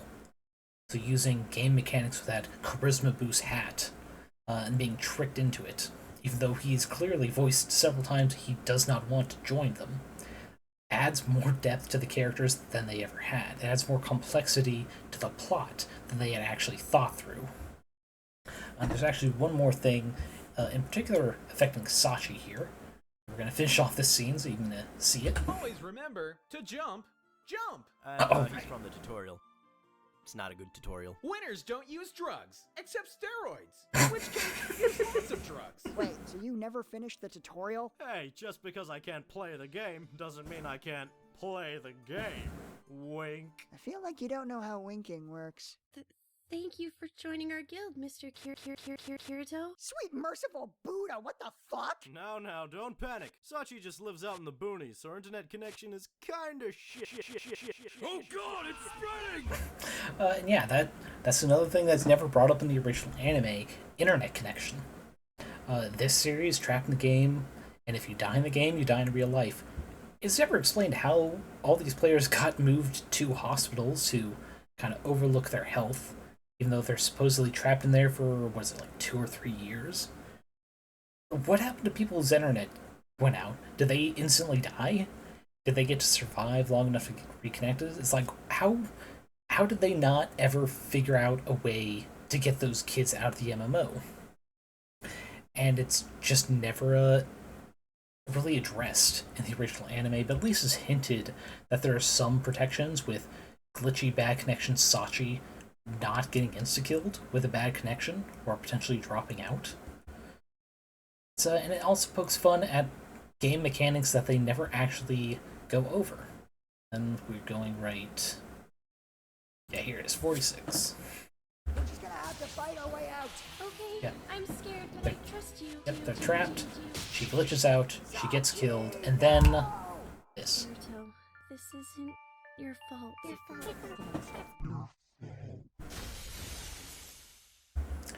Original anime, in this moment, all the party members, even the NPCs, get killed in this trap, in this dungeon. Sachi had sent one to auto-loot, opens a chest that was obviously a trap, and got them all stuck there. And with all of them dying one by one, he is the only survivor. The last thing Sachi says to him glitches out to sound like she said, "This is your fault." In the original anime, it's a similar effect, for saying it's not your fault, but for some reason he beats himself up for it over the majority of season 1 when they're in Sword Art Online. And it's ridiculous. It doesn't make sense. Like, he knew they were lower leveled. He knew he was hiding his level and his skill from them. Why did he care as much as they show he did? But with this, making it a glitch that made it sound like she's specifically saying dying words, "You did this." Of course it broke him. Of course it did. Especially because she got killed by the glitch that, while he had no control over, he could have tried to convince them not to go through dungeons. It gave depth to characters that originally had none. And Something Witty Entertainment did this because they care for the story. They want it to be good. They want people to enjoy it. And so they made this. So people who have never seen the series can actually enjoy it. As you can see, they've been doing this for like more than 10 years. They're on episode 12 or 13. They've gotten through most of season 1. In fact, I think they're only like 2 episodes at most from the end of it, which is technically in 2 games. First half the first season in Sword Art Online here, second half in a fairy-themed MMO. And it's, like I said, original anime is really more harem collector than actual going through adventure story in games. But the aBridged series fixes it, because the deep love and creativity of wanting people to enjoy it. We have one last aBridged series. This is by Project Mouthwash for Fate Stay Night, the Ultimate Blade Works anime. And here we go. Episode 0, so it's a very minor spoiler of around this guy. Nice to meet you, Saber. I'm Rin. I'm the master, yours of course, who's going to be engaging in the time-honored tradition of indiscriminate murder during this generation's murder-death-kill! The Holy Grail War. Did I stutter? What makes you think I'm the type who would so callously slaughter at your behest? First of all, Saber. I'm not. Making personal decisions isn't in your wheelhouse right now, capiche? Second of all, name, yours, gimme. Let's get a couple of things straight here, Master. I am an archer, not a saber. That's not possible. Furthermore, I have no memory of who I am, and will not be going out of my way to accommodate you. During this war, I will fight as I see fit, when I see fit. White hair, red clothes, pathological liar, destroyed my house. Now that that's settled. Condescending, self-absorbed. You okay there, Red? I figured it out! You're actually Satan! That's uncalled for. Actually Satan! By the power of my command seal! That's uncalled for! I command you to not attempt to condemn my soul into the fiery pits Are of you hell, insane? or perform any Do you have such any activities, idea how including, valuable but those not are? limited to, ritual sacrifices! The power of seals compels you! 100% maximum, no chills!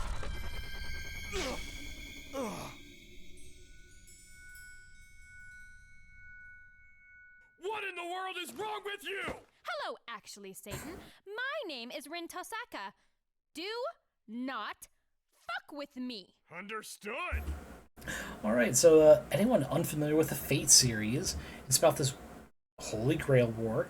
Comes up every so often, where there's a battle between 5 or 6 different mages with summons based on heroes from the past. In this aBridged series, Rin mistakes this dude as Satan, who, for one, is not a hero from the past, and 2, would be grossly overpowered compared to any of the other heroes like like King Arthur, various assassins through time, witches, wizards. It's like, why would a fallen angel fall amongst them?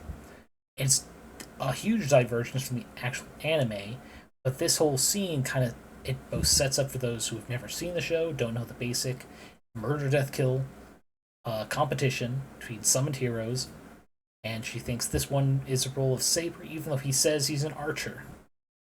So it lets you know right off the gate, she's making assumptions based on almost nothing, what she wants to be true, and just the energy level, fucking 100% maximum no chill, which kind of becomes a little meme what she says in the aBridged series.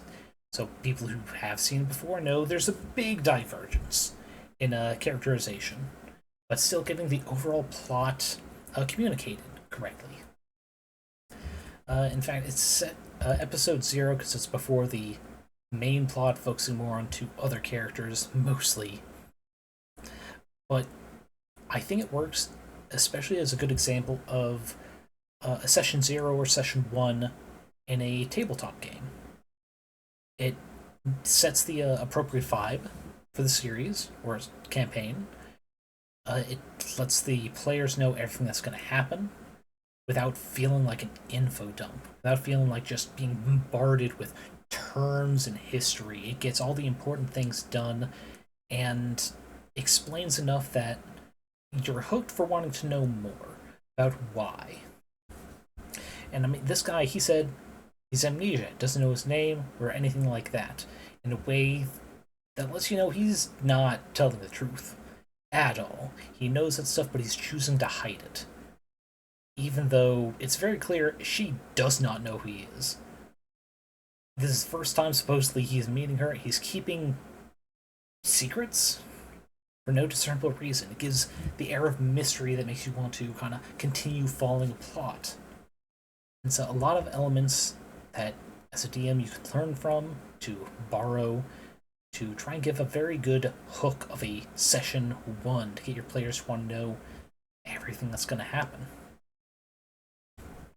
It's why I've got a bridge series as part of the introduction, the recommended media of if you want more things to pull from for your own ideas, of seeing how things work. Oh. Jesus, that jump scared me a bit. Oh boy, it's already that late. Well, let's see. Okay, I'm not going to do everything then. Start cutting stuff out. There's one other video I want to show, and it's actually about the attention cycles that I had mentioned earlier. Those of you who are not familiar with the Extra History / Extra Credits channel, they used to do a lot of videos just kind of like analyzing game mechanics and plot and tropes and how they're used well in games and how they're not used well. In particular, when it comes to the cycle of tension and release that I mentioned earlier, even though this is in the context of horror games, I think it's very important to consider as a DM how to keep players interested and giving the little breaks so they can actually really take in everything that's happening to them. So this one we are going to watch all the way through because it's only like 6 minutes.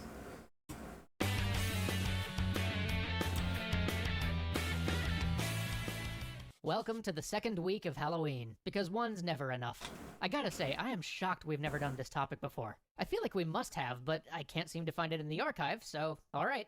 This week we'll be talking about the tension and release curve for a horror game. You remember that video about pacing and interest curves that we did ages ago? If not, you might want to go watch that one again to refresh, because we're going to build off of a lot of the stuff we said in there. And if you're interested in more videos like this, I definitely recommend the pacing one as well. It's very informative for anyone who wants to create a story or campaign and don't want players to feel bogged down by too much pressure or lore at once. I'll put a link down below, and there's probably an annotation somewhere around me. Alright, here we go.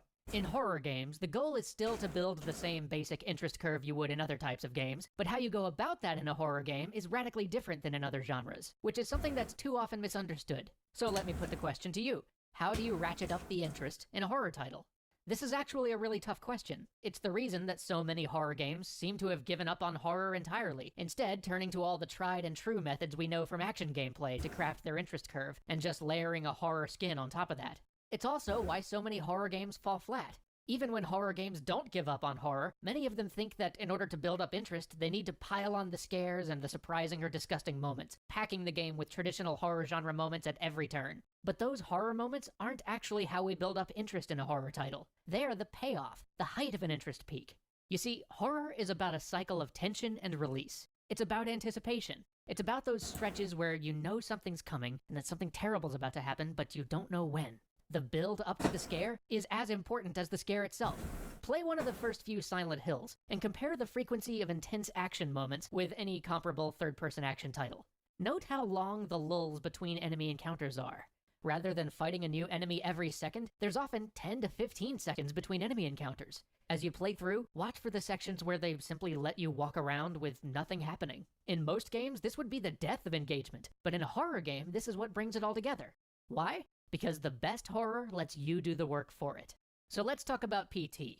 When you look at it, the actual scares in PT aren't anything exceptional. The ghost wasn't particularly horrific, and many of the different types of scares it offered were things you've probably seen before, but what made it masterful was its use of tension and release. As you were walking down that hallway, you knew something was going to happen, and you were just waiting for it. And every second it didn't happen, you were making yourself more tense, anticipating it, trying to second guess when it was going to come. You were building the fear for yourself with every step you took down that hallway, until just when you almost couldn't take it anymore, wham! Scary thing! And that scare, that's the payoff. It makes you jump, and it frightens you, but after it hits, some of that tension's relieved. You're actually less tense now, less afraid of what lies ahead than you were just a few seconds before. Imagine if they just threw those scares or those jump moments or those disgusting scenes at you one after another after another. In fact, you've probably seen some game or movie try to do that. It loses its impact very quickly. Instead, you have to let us build up that tension again so we're in the right place psychologically to really get the most out of that next big scary moment. And how this works with actual tabletop games, rather than about the big scare, is about the big the big moments around the central plot of the campaign. So say the central plot is about, like my first campaign, the fascist group secretly being manipulated by the BBEG, the undead wolf spirit that has gone to the level of full-on evil god. The story moments that actually enter around that plot, them abducting one of the party members who has to use a side character for a bit instead of her artificer, and being tortured, are interspersed with moments that had nothing to do with that plot, is with the personal plots of the other characters, with some downtime activities, interacting with NPCs. It's like they got those big, high, tense moments that they knew were the central plot, but they also got some breaks in between, some lower stakes moments, so it was not full, high tension all the time. And every time they'd have to do those side things, they'd also know somewhere in the background the other big campaign moments are still happening, just not to a degree that they know yet. We'll go ahead and continue here. So how do you set this up? Well, there's a couple of parts that are integral to building tension in a horror product. First, they have to set you up with the expectation of the terrible. Say you're playing an action game, and you clear an area of enemies, but then for some reason you've got to retraverse through that area, which is now completely empty and enemy-free. That's not going to build tension. Boredom and frustration, yes, but not tension. In horror games, on the other hand, quiet areas make us nervous. Why is this? It's because the world sets up an expectation that something terrible's about to happen. In horror, this is a pact that the game immediately makes with the player. You get some of this just by knowing what you're getting into when you pick up the title. After all, we know that terrible things are going to happen in Silent Hill. Terrible things always happen in Silent Hill. But look at how much effort games like Silent Hill or Fatal Frame put into making sure that the setting itself is uncomfortable, that there's something not quite right there. Next, this tension is usually enhanced by letting us into a situation that in some way limits our perception, allowing us to psych ourselves out even more as we try to guess what sort of ghosts or horrors may lurk just out of sight. In Silent Hill, this is done with the fog. Fatal Frame does this with the invisibility of the ghosts. Slender does this with darkness, and many other games, heck, even PT, achieve this with right angles and closed doors. If you've ever had that moment of tension right before you turn a corner or open a door in a horror game, this is why. Finally, crafters of good horror will make sure that you can't actually anticipate the real threat. In horror, you have to make sure you don't overdo it, but many games will use things like the sound of a door creaking, or the rustle of leaves, or the sound of a pebble falling behind you to get your brain thinking there are threats where there are none. We do this with shadows and mirrors and mannequins all the time. These red herring threats keep your brain from feeling safe, from being able to predict when a real terror is coming. This, in turn, adds to the creeping unease you feel waiting for the real threat. So, to create the interest curve we want in our horror games, rather than building in action or even surprises, scares, or ghastly bits, we need to focus on building tension during the quiet, slow moments that put the player in the right frame of mind to be truly horrified when those big moments finally come. Only by thinking of this tension and release cycle can we actually create a good interest curve for this genre. And this is even more important for us as an industry as we start branching into genres beyond our typical action game. While the desired interest curve is similar regardless of whatever genre you're working in, what actually builds that interest within the genres is not. Alright, I guess we can pack up the Halloween stuff for now. Until next year. And yeah, and more that, the advice on how to manipulate tension, the smaller moments, the red herring, don't naturally come to play with TTRPGs. Like, even with horror campaigns themselves, wouldn't use the same techniques as a video game, because your players can go, well, they can attempt to go literally any direction. They can choose to completely ignore and say, fuck this, we're not the Scooby-Doo gang, leave a situation, or they can try to further investigate things that are only meant to be red herrings. Also, welcome back, Barango. You just missed out the video that explains the tension release cycles better than me, but mostly it's just an example of in depth of, you don't want full tension the whole time. Little breaks for side things, let players and viewers relax, are necessary. Give them some breathing room. And I wholeheartedly suggest anyone interested in DMing, definitely go through the older catalog, the extra credits, and extra history videos for ideas on how to manipulate a story in a way that you want. Because they also have a lot of suggestion for good games and even sometimes literature of good examples for their work. But yeah, I had a few more of these I wanted to do, but we're already going over and I don't want to go that far over. Yeah, no problems, get along. The VOD will still be up. Let's see. Let's come along. Yeah, Discworld, here we go. I think this is the one I want to start with, right? Yes, because this has the images of all the different books. Yeah, the Terry Pratchett's Discworld books are incredibly good writing, especially as example of the tension release cycle in something other than a horror setting. For those of you who are unfamiliar with the books at all, the Discworld is not a single continuous series where you have to start at one, go to the other in a single line. It is a large setting in which a variety of different plot lines and standalone stories exist. For example, Monstrous Regiment is one of the, I think it's one of the last 5 books he ever wrote, but it works entirely well as a standalone book. It could be the first one you read, and you're not going to find out too much that will spoil other stories. In particular, as an example that is not actually in any of the books, of how he's able to use the tension release cycle of high tense moments and silly moments. The silly to serious is probably a better way to describe it. Let's say the characters are being chased through the streets and they're stopped by a cop, pointing a gun at them and saying, "Stop! I don't want to do this!" A little asterisk to a footnote, revealing that the thoughts of the cop are as such. It's like, actually, he did want to do this. Doing this was his favorite part of the job. In fact, he would do it a lot more often if he didn't end up with a pay cut for every 3rd suspect who ended up in the hospital before reaching the jail. In a completely serious chase moment leading up to that, the just footnote introduces an aspect of silliness, kind of bring down the tense moment a little bit. Like, they're still in danger, but the author's not going to just put a little goofy, unneeded detail like that just to kill off the main characters, right? Or let's say it's the opposite. They are starting in a silly moment, get stopped by this cop. That same footnote still increases the tension instead of making it more silly. Just because it has that perfect mix of both silly and seriousness that it just instantly flips the vibe of that moment. It's like, oh yeah, they were getting chased, but there's no major threat. Oh, now there's a threat. This cop is absolutely willing to blow them away at the slightest provocation. And that's what his books do well. They use footnotes in such a way to add little details that do enhance the story, but also give the reader little breaks. You leave your thumb at the page where the footnote is so you can safely go down to read, but it gives you some breathing room as well. And he uses them incredibly well. Now, what a lot of people who love the Discworld books will tell you is you do not start with the first book. He wrote these over the course of 32 years, and he was constantly proving the entire time. Now, I do like The Color of Magic, Light Fantastic, what was it, Equal Rights, which is part of the Witch series. Those are all some of the early books, but they're also not his best writing.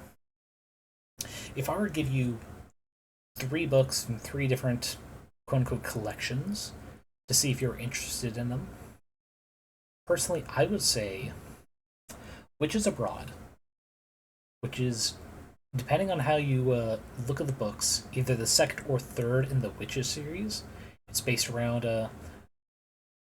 let's see, Granny Weatherwax, who's one of the most important witch characters in any of the books, but she's the only one in Equal Rights. Starting the Weird Sisters on, you're joined by Nanny Ogg and Margaret. And they kind of fulfill the trio of witches of the Maiden, the Mother, and the 3rd one, which is the joke he kind of leans on for instead of saying the crone or the old lady of the 3.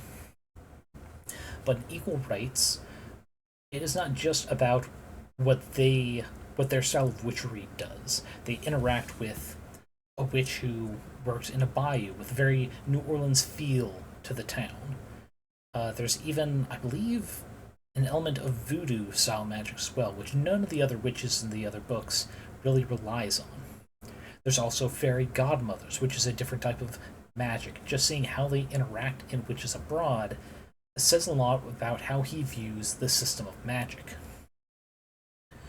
You compare witch books with Unseen University, which are the wizards, you'll see a pattern between the two styles of magic, that wizards often rely on magic, but in exchange, the smaller problems are solved, but only to create larger problems themselves. While witch magic is more psychology, or as they call it, headology, just kind of thinking through problems rather than relying on magic. To them, magic's not a crutch, but it's a band-aid. You solve the very most minor of problems whenever possible, so that any ramping up happens is very minor itself. If they have to bring out major magic to fix a problem, they know there's no other option. They know it's a do-or-die situation. So the dynamics are very different between the two, hence Unseen University being separate from the Witches. But yeah, that's my suggestion from the Witches series. The other one I suggest, I talked about earlier, Monstrous Regiment, which is about a young girl enters the military pretending to be a boy because her younger brother got enlisted, he's gone missing, not communicating anymore, and she wants to go save him. And over the course of it, it's a great analysis on just the horrors of war without going into super detail. Because it's found out early on, like, it's clear from rumors and the information even she's able to get, the war is not in their favor. But she joins nonetheless because she wants to save her brother. And yeah, that works incredibly well as a standalone, because most of the main characters only appear in that book. Which means if anyone dies, well, you won't know if you read another book. It's like, oh no, yeah, this person is sadly fell. You won't have to worry about those kind of spoilers. And thirdly, while I do recommend like any of the Tiffany Aching series, Terry Pratchett does.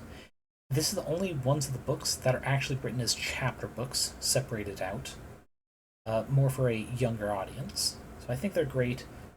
But the third suggestion is actually in the City Watch, in Night Watch. Now, this is one of the few series where all the books have the same general cast for the most part. Samuel Vimes, who is the head of the Watch. The other two veterans, Colin and Nobby Nobbs, who are just absolutely dinosaurs of the Watch. They are described. They're set in their old ways. The fourth character that recurs a lot is Captain Carrot, the fresh-eyed recruit who had expectations of it being a noble profession of sorts. And those are the four main casts that all the books revolve around, how they interact. And it grows over time, but like I said, they're the four main ones. The exception being Night Watch, in which Samuel Vimes, through some time travel shenanigans against his will, is sent back to a formative moment less than 2 weeks after he had originally joined the force. But he's still his old 45, 50-year-old self. And a lot of the tension in that book is him having to make sure the right events keep happening in the way that they formed him in his youth without too many changes. Like, history abhors a vacuum, of course, but if he changes too much, he won't have the formative experience that leads to who he was in the future, which means he doesn't get sent back in a paradox. But also the formative event involved a moment in time where 7 of his co-workers, good friends, died. And this event is talked about in very minor details before he's forcibly sent back, so it's no surprise that the event had 7 dead bodies, because it occurs in the quote-unquote present time on this same day of remembrance, the anniversary where he and the other co-workers who were there go to the graves and leave flowers. So, like, yeah, none of these are spoilers because they're all details revealed early on, but he has to do it right, but he doesn't want to. Because the sort of person he is wants to save everyone he can. Having those kind of two conflicting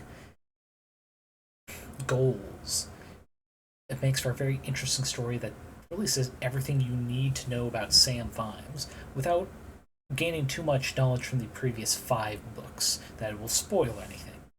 The only real spoiler is that the characters in Nightwatch are not killed in any of the previous books, but there aren't too many moments where that's on the fence.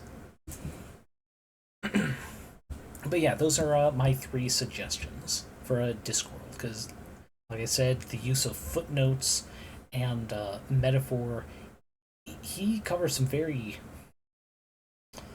rough modern topics without going into great detail, but enough that if you as an adult are familiar with it, know it's what he's kind of covering. And being able to juggle those serious topics with serious if flawed, doing their best but flawed solutions, and still having this great balance of silliness versus seriousness, it is a great author to kind of learn from, especially for TTRPG campaigns, because it is a largely medieval-esque setting. But yeah, I don't want to go too far over 2-hour mark, mostly for my throat. So we're going to run this until half past, so that's another 17 minutes. Let's see. I'll save webcomic stuff for the end. Instead, do some manga and... Actually, No, we'll do actually a couple other books first. Ones that you'll probably not expect, just from what they are. Creating comics, Scott. Yeah. Did I spell his name wrong? No. Oh, it's making, that's why. It's making, not creating. You probably won't expect this, and it is part of a trilogy, technically. All of these are pretty much comic books about making comics, in which Scott McCloud, who has been working comics, both Sunday Funnies and actual, like, DC, Marvel-type comics for years before this, kind of is trying to think up ways to kind of revitalize or analyze his own techniques, become better as a writer, by trying to teach others. And while these techniques are largely for making comics, especially in reinventing where he touches on webcomics, they are all good advice for storytelling, about framing devices, about vocabulary so you can better find things you wish to do, other techniques. So I absolutely recommend. I found these because in high school I wanted to make comics myself, found out I did not have the energy for them, sadly, but they are good for sparking information and giving you the tools you need to better analyze and research yourself on how you'd like to do stories. From here, I can go into some fanfic, actually,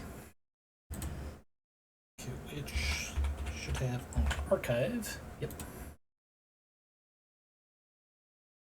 Which, yeah, I don't much care if my username gets out. I don't actually have any stories myself on here. This is still stuck in the, like, no one can read it but me, so it does not matter.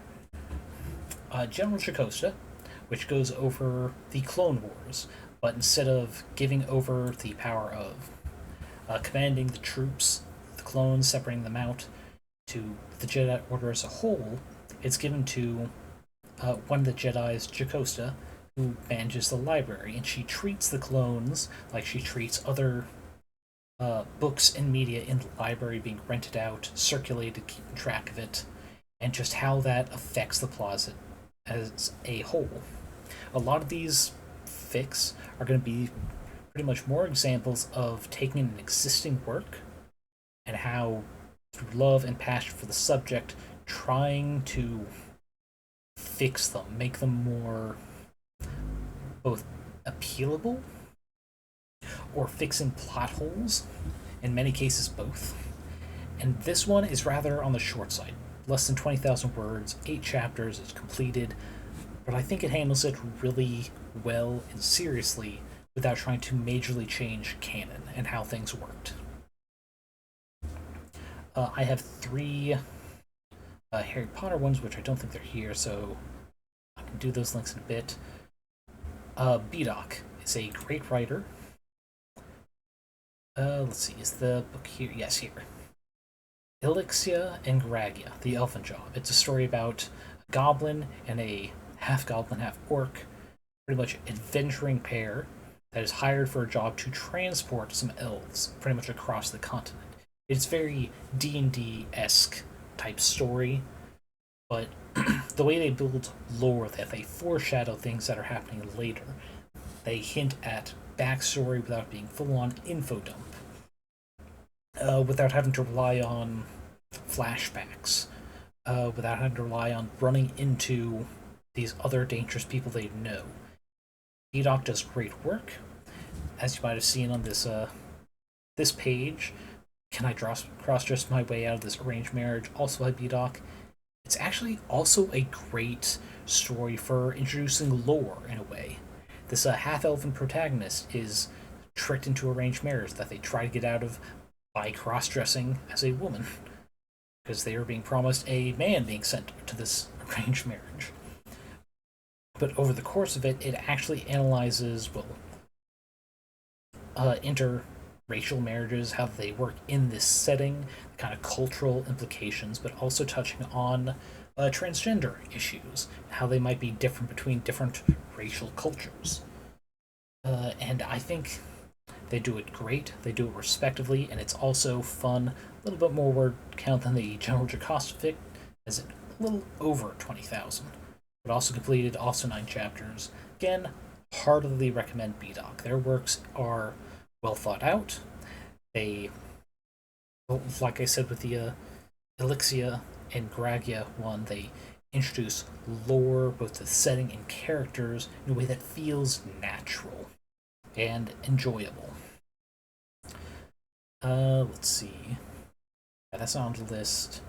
This is a fun one. It's a nice twist on the isekai became the villain of a harem game type thing. But let's see. Yeah, you might see that there's a theme of a lot of isekai transmigration stuff in here. That's because a lot of writers actually use it to great effect of just further digging into lore. Okay, and here are 2 of the Harry Potter ones I was talking about.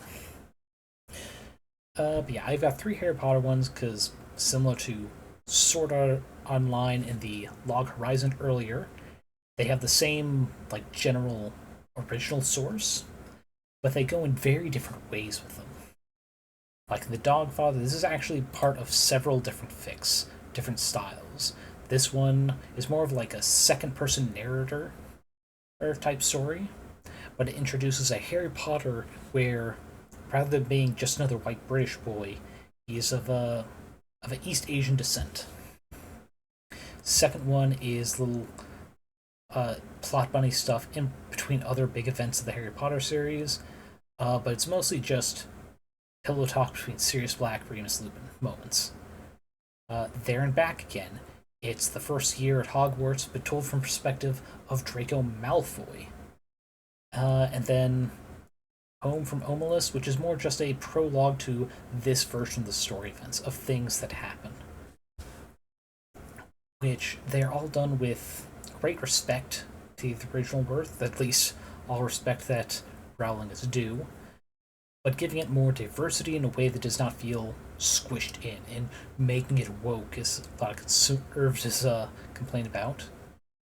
Harry Potter and the Lack of Lamb Sauce, which traditionally, there's a lot of AUs and alternate history fictions of a lot of big fandoms where a famous person gets just thrown into and see how they affect the plot. This one being Gordon Ramsay, famous chef, becoming the potions master in, let's see, book 6. Yeah, book 6. And, well, it looks like just another one of those, like, yeah, let's see what's going on. They actually build into something big and impactful. They address racial supremacy, blood supremacy. They address the queer community. They've added and changed some members so they are bi, that they're gay. There's actually a trans mask character, not in the original works, which is incredible because a lot of the time when a trans character is added to a media, especially in fanfic like this, more often than not, they tend to be trans femme, or saying that, say, a female character or a male character is a trans female or a trans male. So having a completely new one that is often mistaken for female but is in fact trans male it's different, but it's done respectfully. And hoo boy, this is 356,000 words, 99 chapters, but complete. But the changes they made blossomed into a better fic. It added depth where there was none, and things that were just hand-wavy, yes, this happened because it happened, nonsense. It gave depth to characters that had none, that were pretty much only named. They are only there for specific moments, just to push the author's original agenda. But they go into details about being arrested just for how you're born, about inhuman experimentation, about revolution, all the various kinds. How it is not just about rebelling and protesting, that it's the little things, hiding people who are declared enemies of the state for nothing they can control, just the nature of their birth. It's about supporting people in secret behind the scenes so they can survive when everything seems lost. And it hits these hard moments in a way that Rowling, well, doesn't really have the writing chops to do. They do their best to stay respectful, and there are some twists different from the original series that some people who did not die do, and some who do die don't. So no one is safe. Except for 2 characters. Sorry, 3. Sorry, the original trio. The last one, right, is not here. It's Harry Potter and the Methods of Rationality. Please tell me some of my history again. Enough to tell me yes. This is another person I've mentioned in a previous bootleg identify, I believe. Oh, come on, I just clicked it. There we go. It's another one of the long fics, but it does a lot more transfer. What is...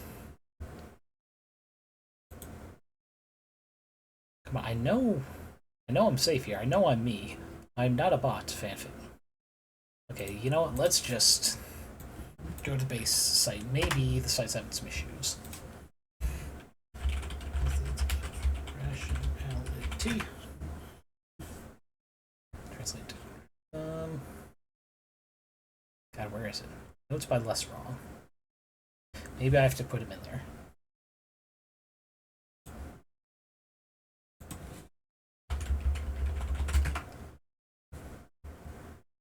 Oh wait, I forgot that's the only story they've done. So let's go to writer, search. Perfect. But yeah, it's pretty much a complete revamp of it. They've got these 3 rules. If you do anything to increase protagonist power, make their life easier, you have to amplify their opponent. Make Frodo a Jedi, give Sauron the Death Star. That's rule 2.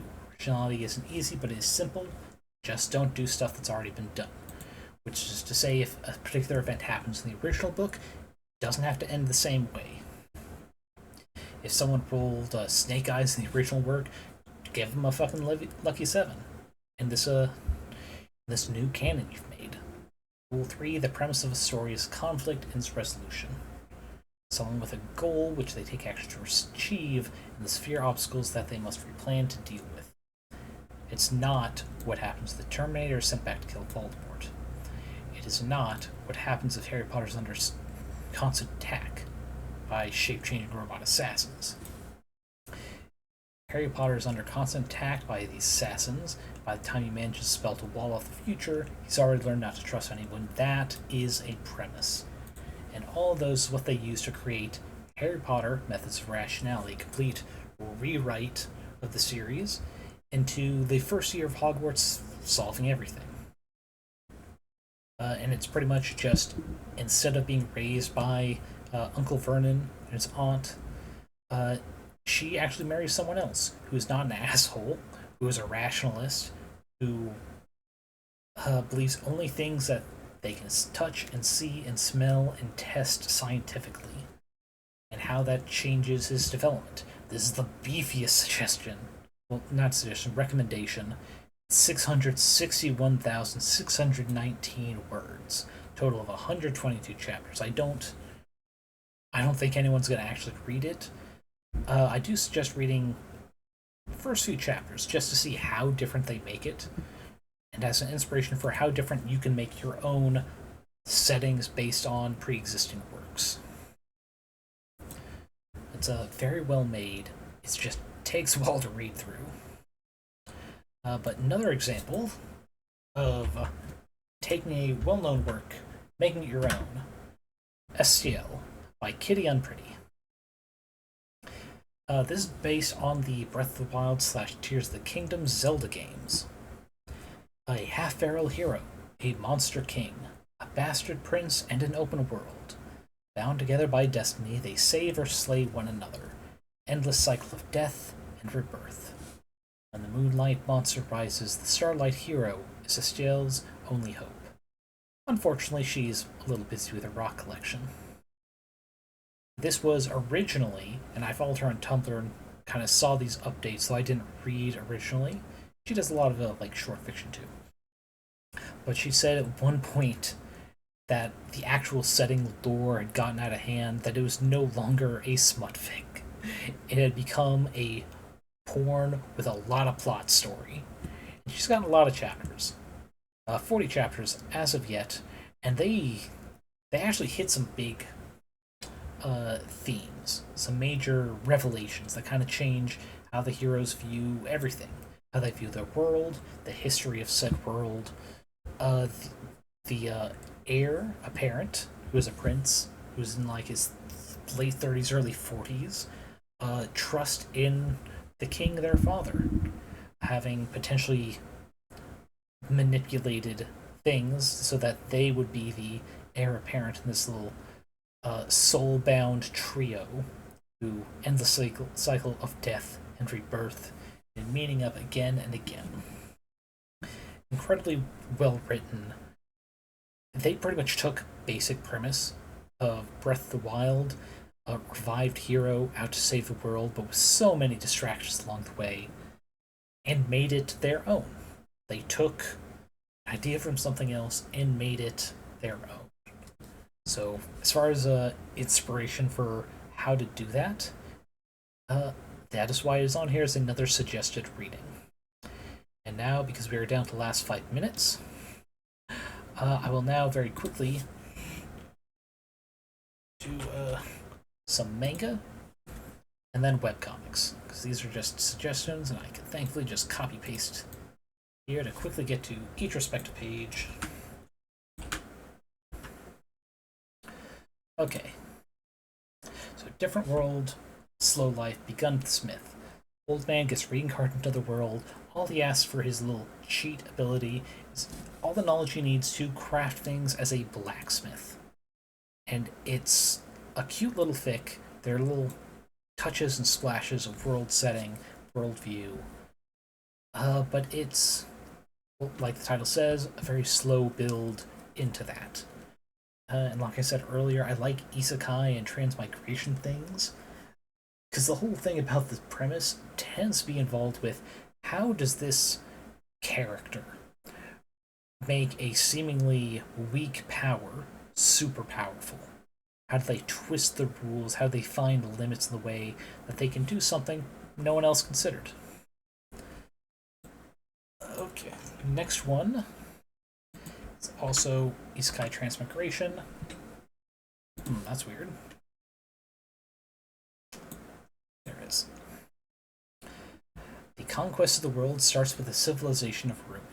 Anyone who's played the older Stargate, sorry, not Stargates. Ah, shit. I'm forgetting on the game with the Zerg. Shit, what is it?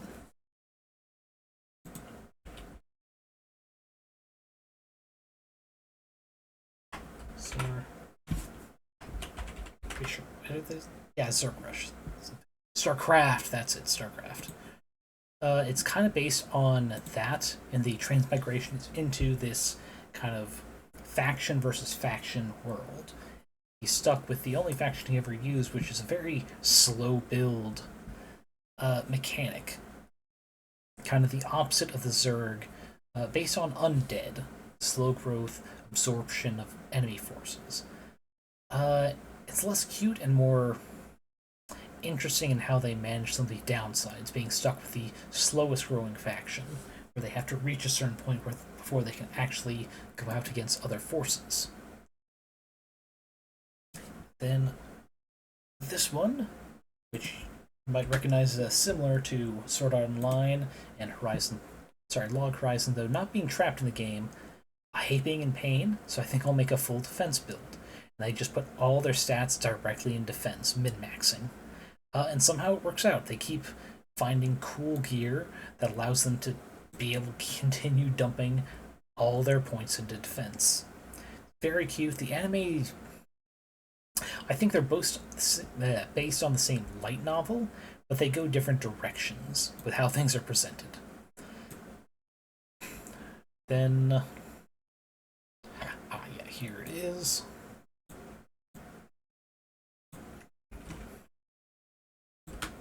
Spirit Farmer.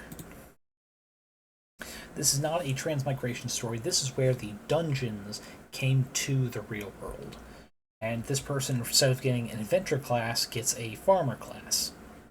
Which the main feature is this one little girl-shaped spirit, who her own power is just pretty much bottomless, but only able to summon other spirits for farming purposes. And it's this one I mostly have on my reading list because it's so much like my own setting, like going through and just seeing how they overcome things. Like, that's interesting. Do I want to incorporate that into mine? And honestly, if you have a general setting in mind, either the genre or some of the main points, find similar works, see how they do it, and then go, is that the way I want to have things solved, or do I want a different thing? It can only improve your work. The more diverse stories you read, in fact, the more you can pull from. And from that, we'll end on a bit of a video. Let's see here. This one, which has some voiced lines from Gideon the Ninth, but pretty much just the highlight ones.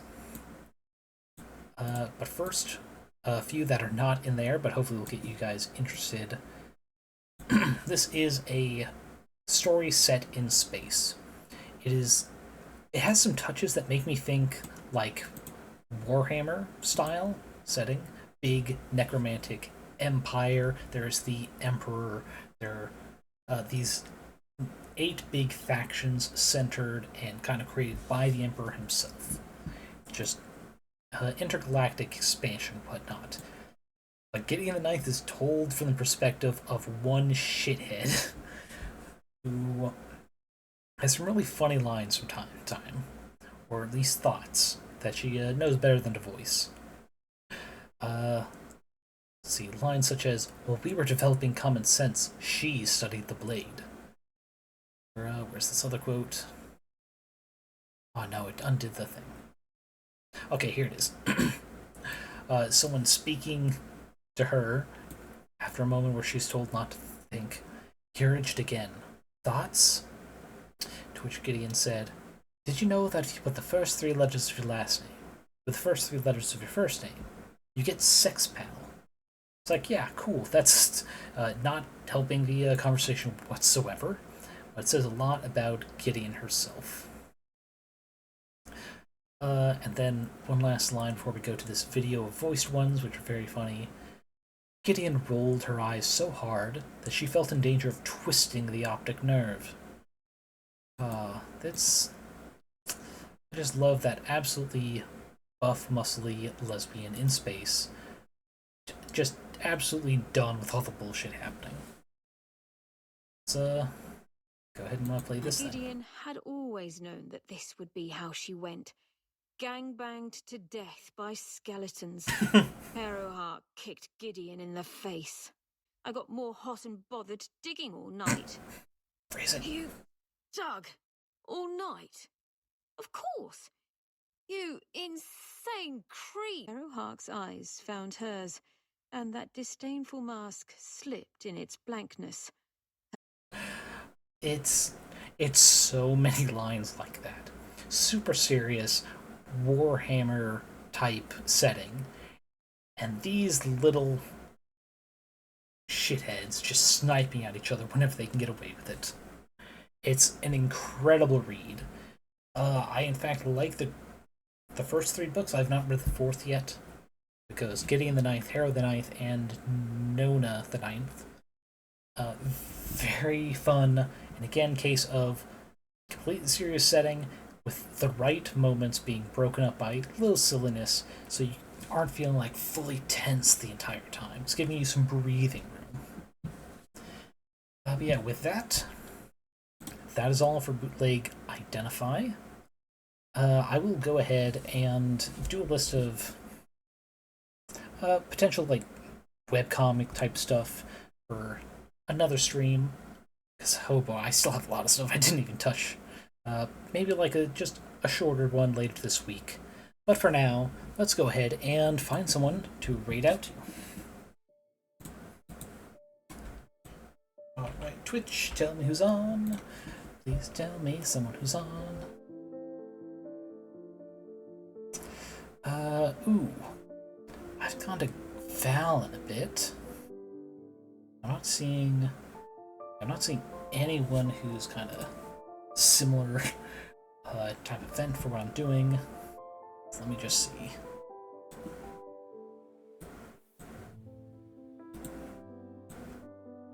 Playing some League of Legends, 5 hours in. Hopefully, I'm gonna stay on for a bit. I don't know how League works well enough. If it's gonna be almost over or something, but let's go ahead, give it a try. Jeez, I almost did a question mark instead of a slash. No, I said you 3 didn't. Right. There we go. Thank you everyone for joining me this evening. It was fun. Let me know if you want me to do more bootleg identify type stuff like this in the future, just talk about various media and recommendations that I have. Until later, hope you guys are eating enough, drinking enough, getting enough sleep. Take care of your body so it can better take care of you. And I hope to see you next time, just as healthy, if not more so. But until then, I'll see you guys around.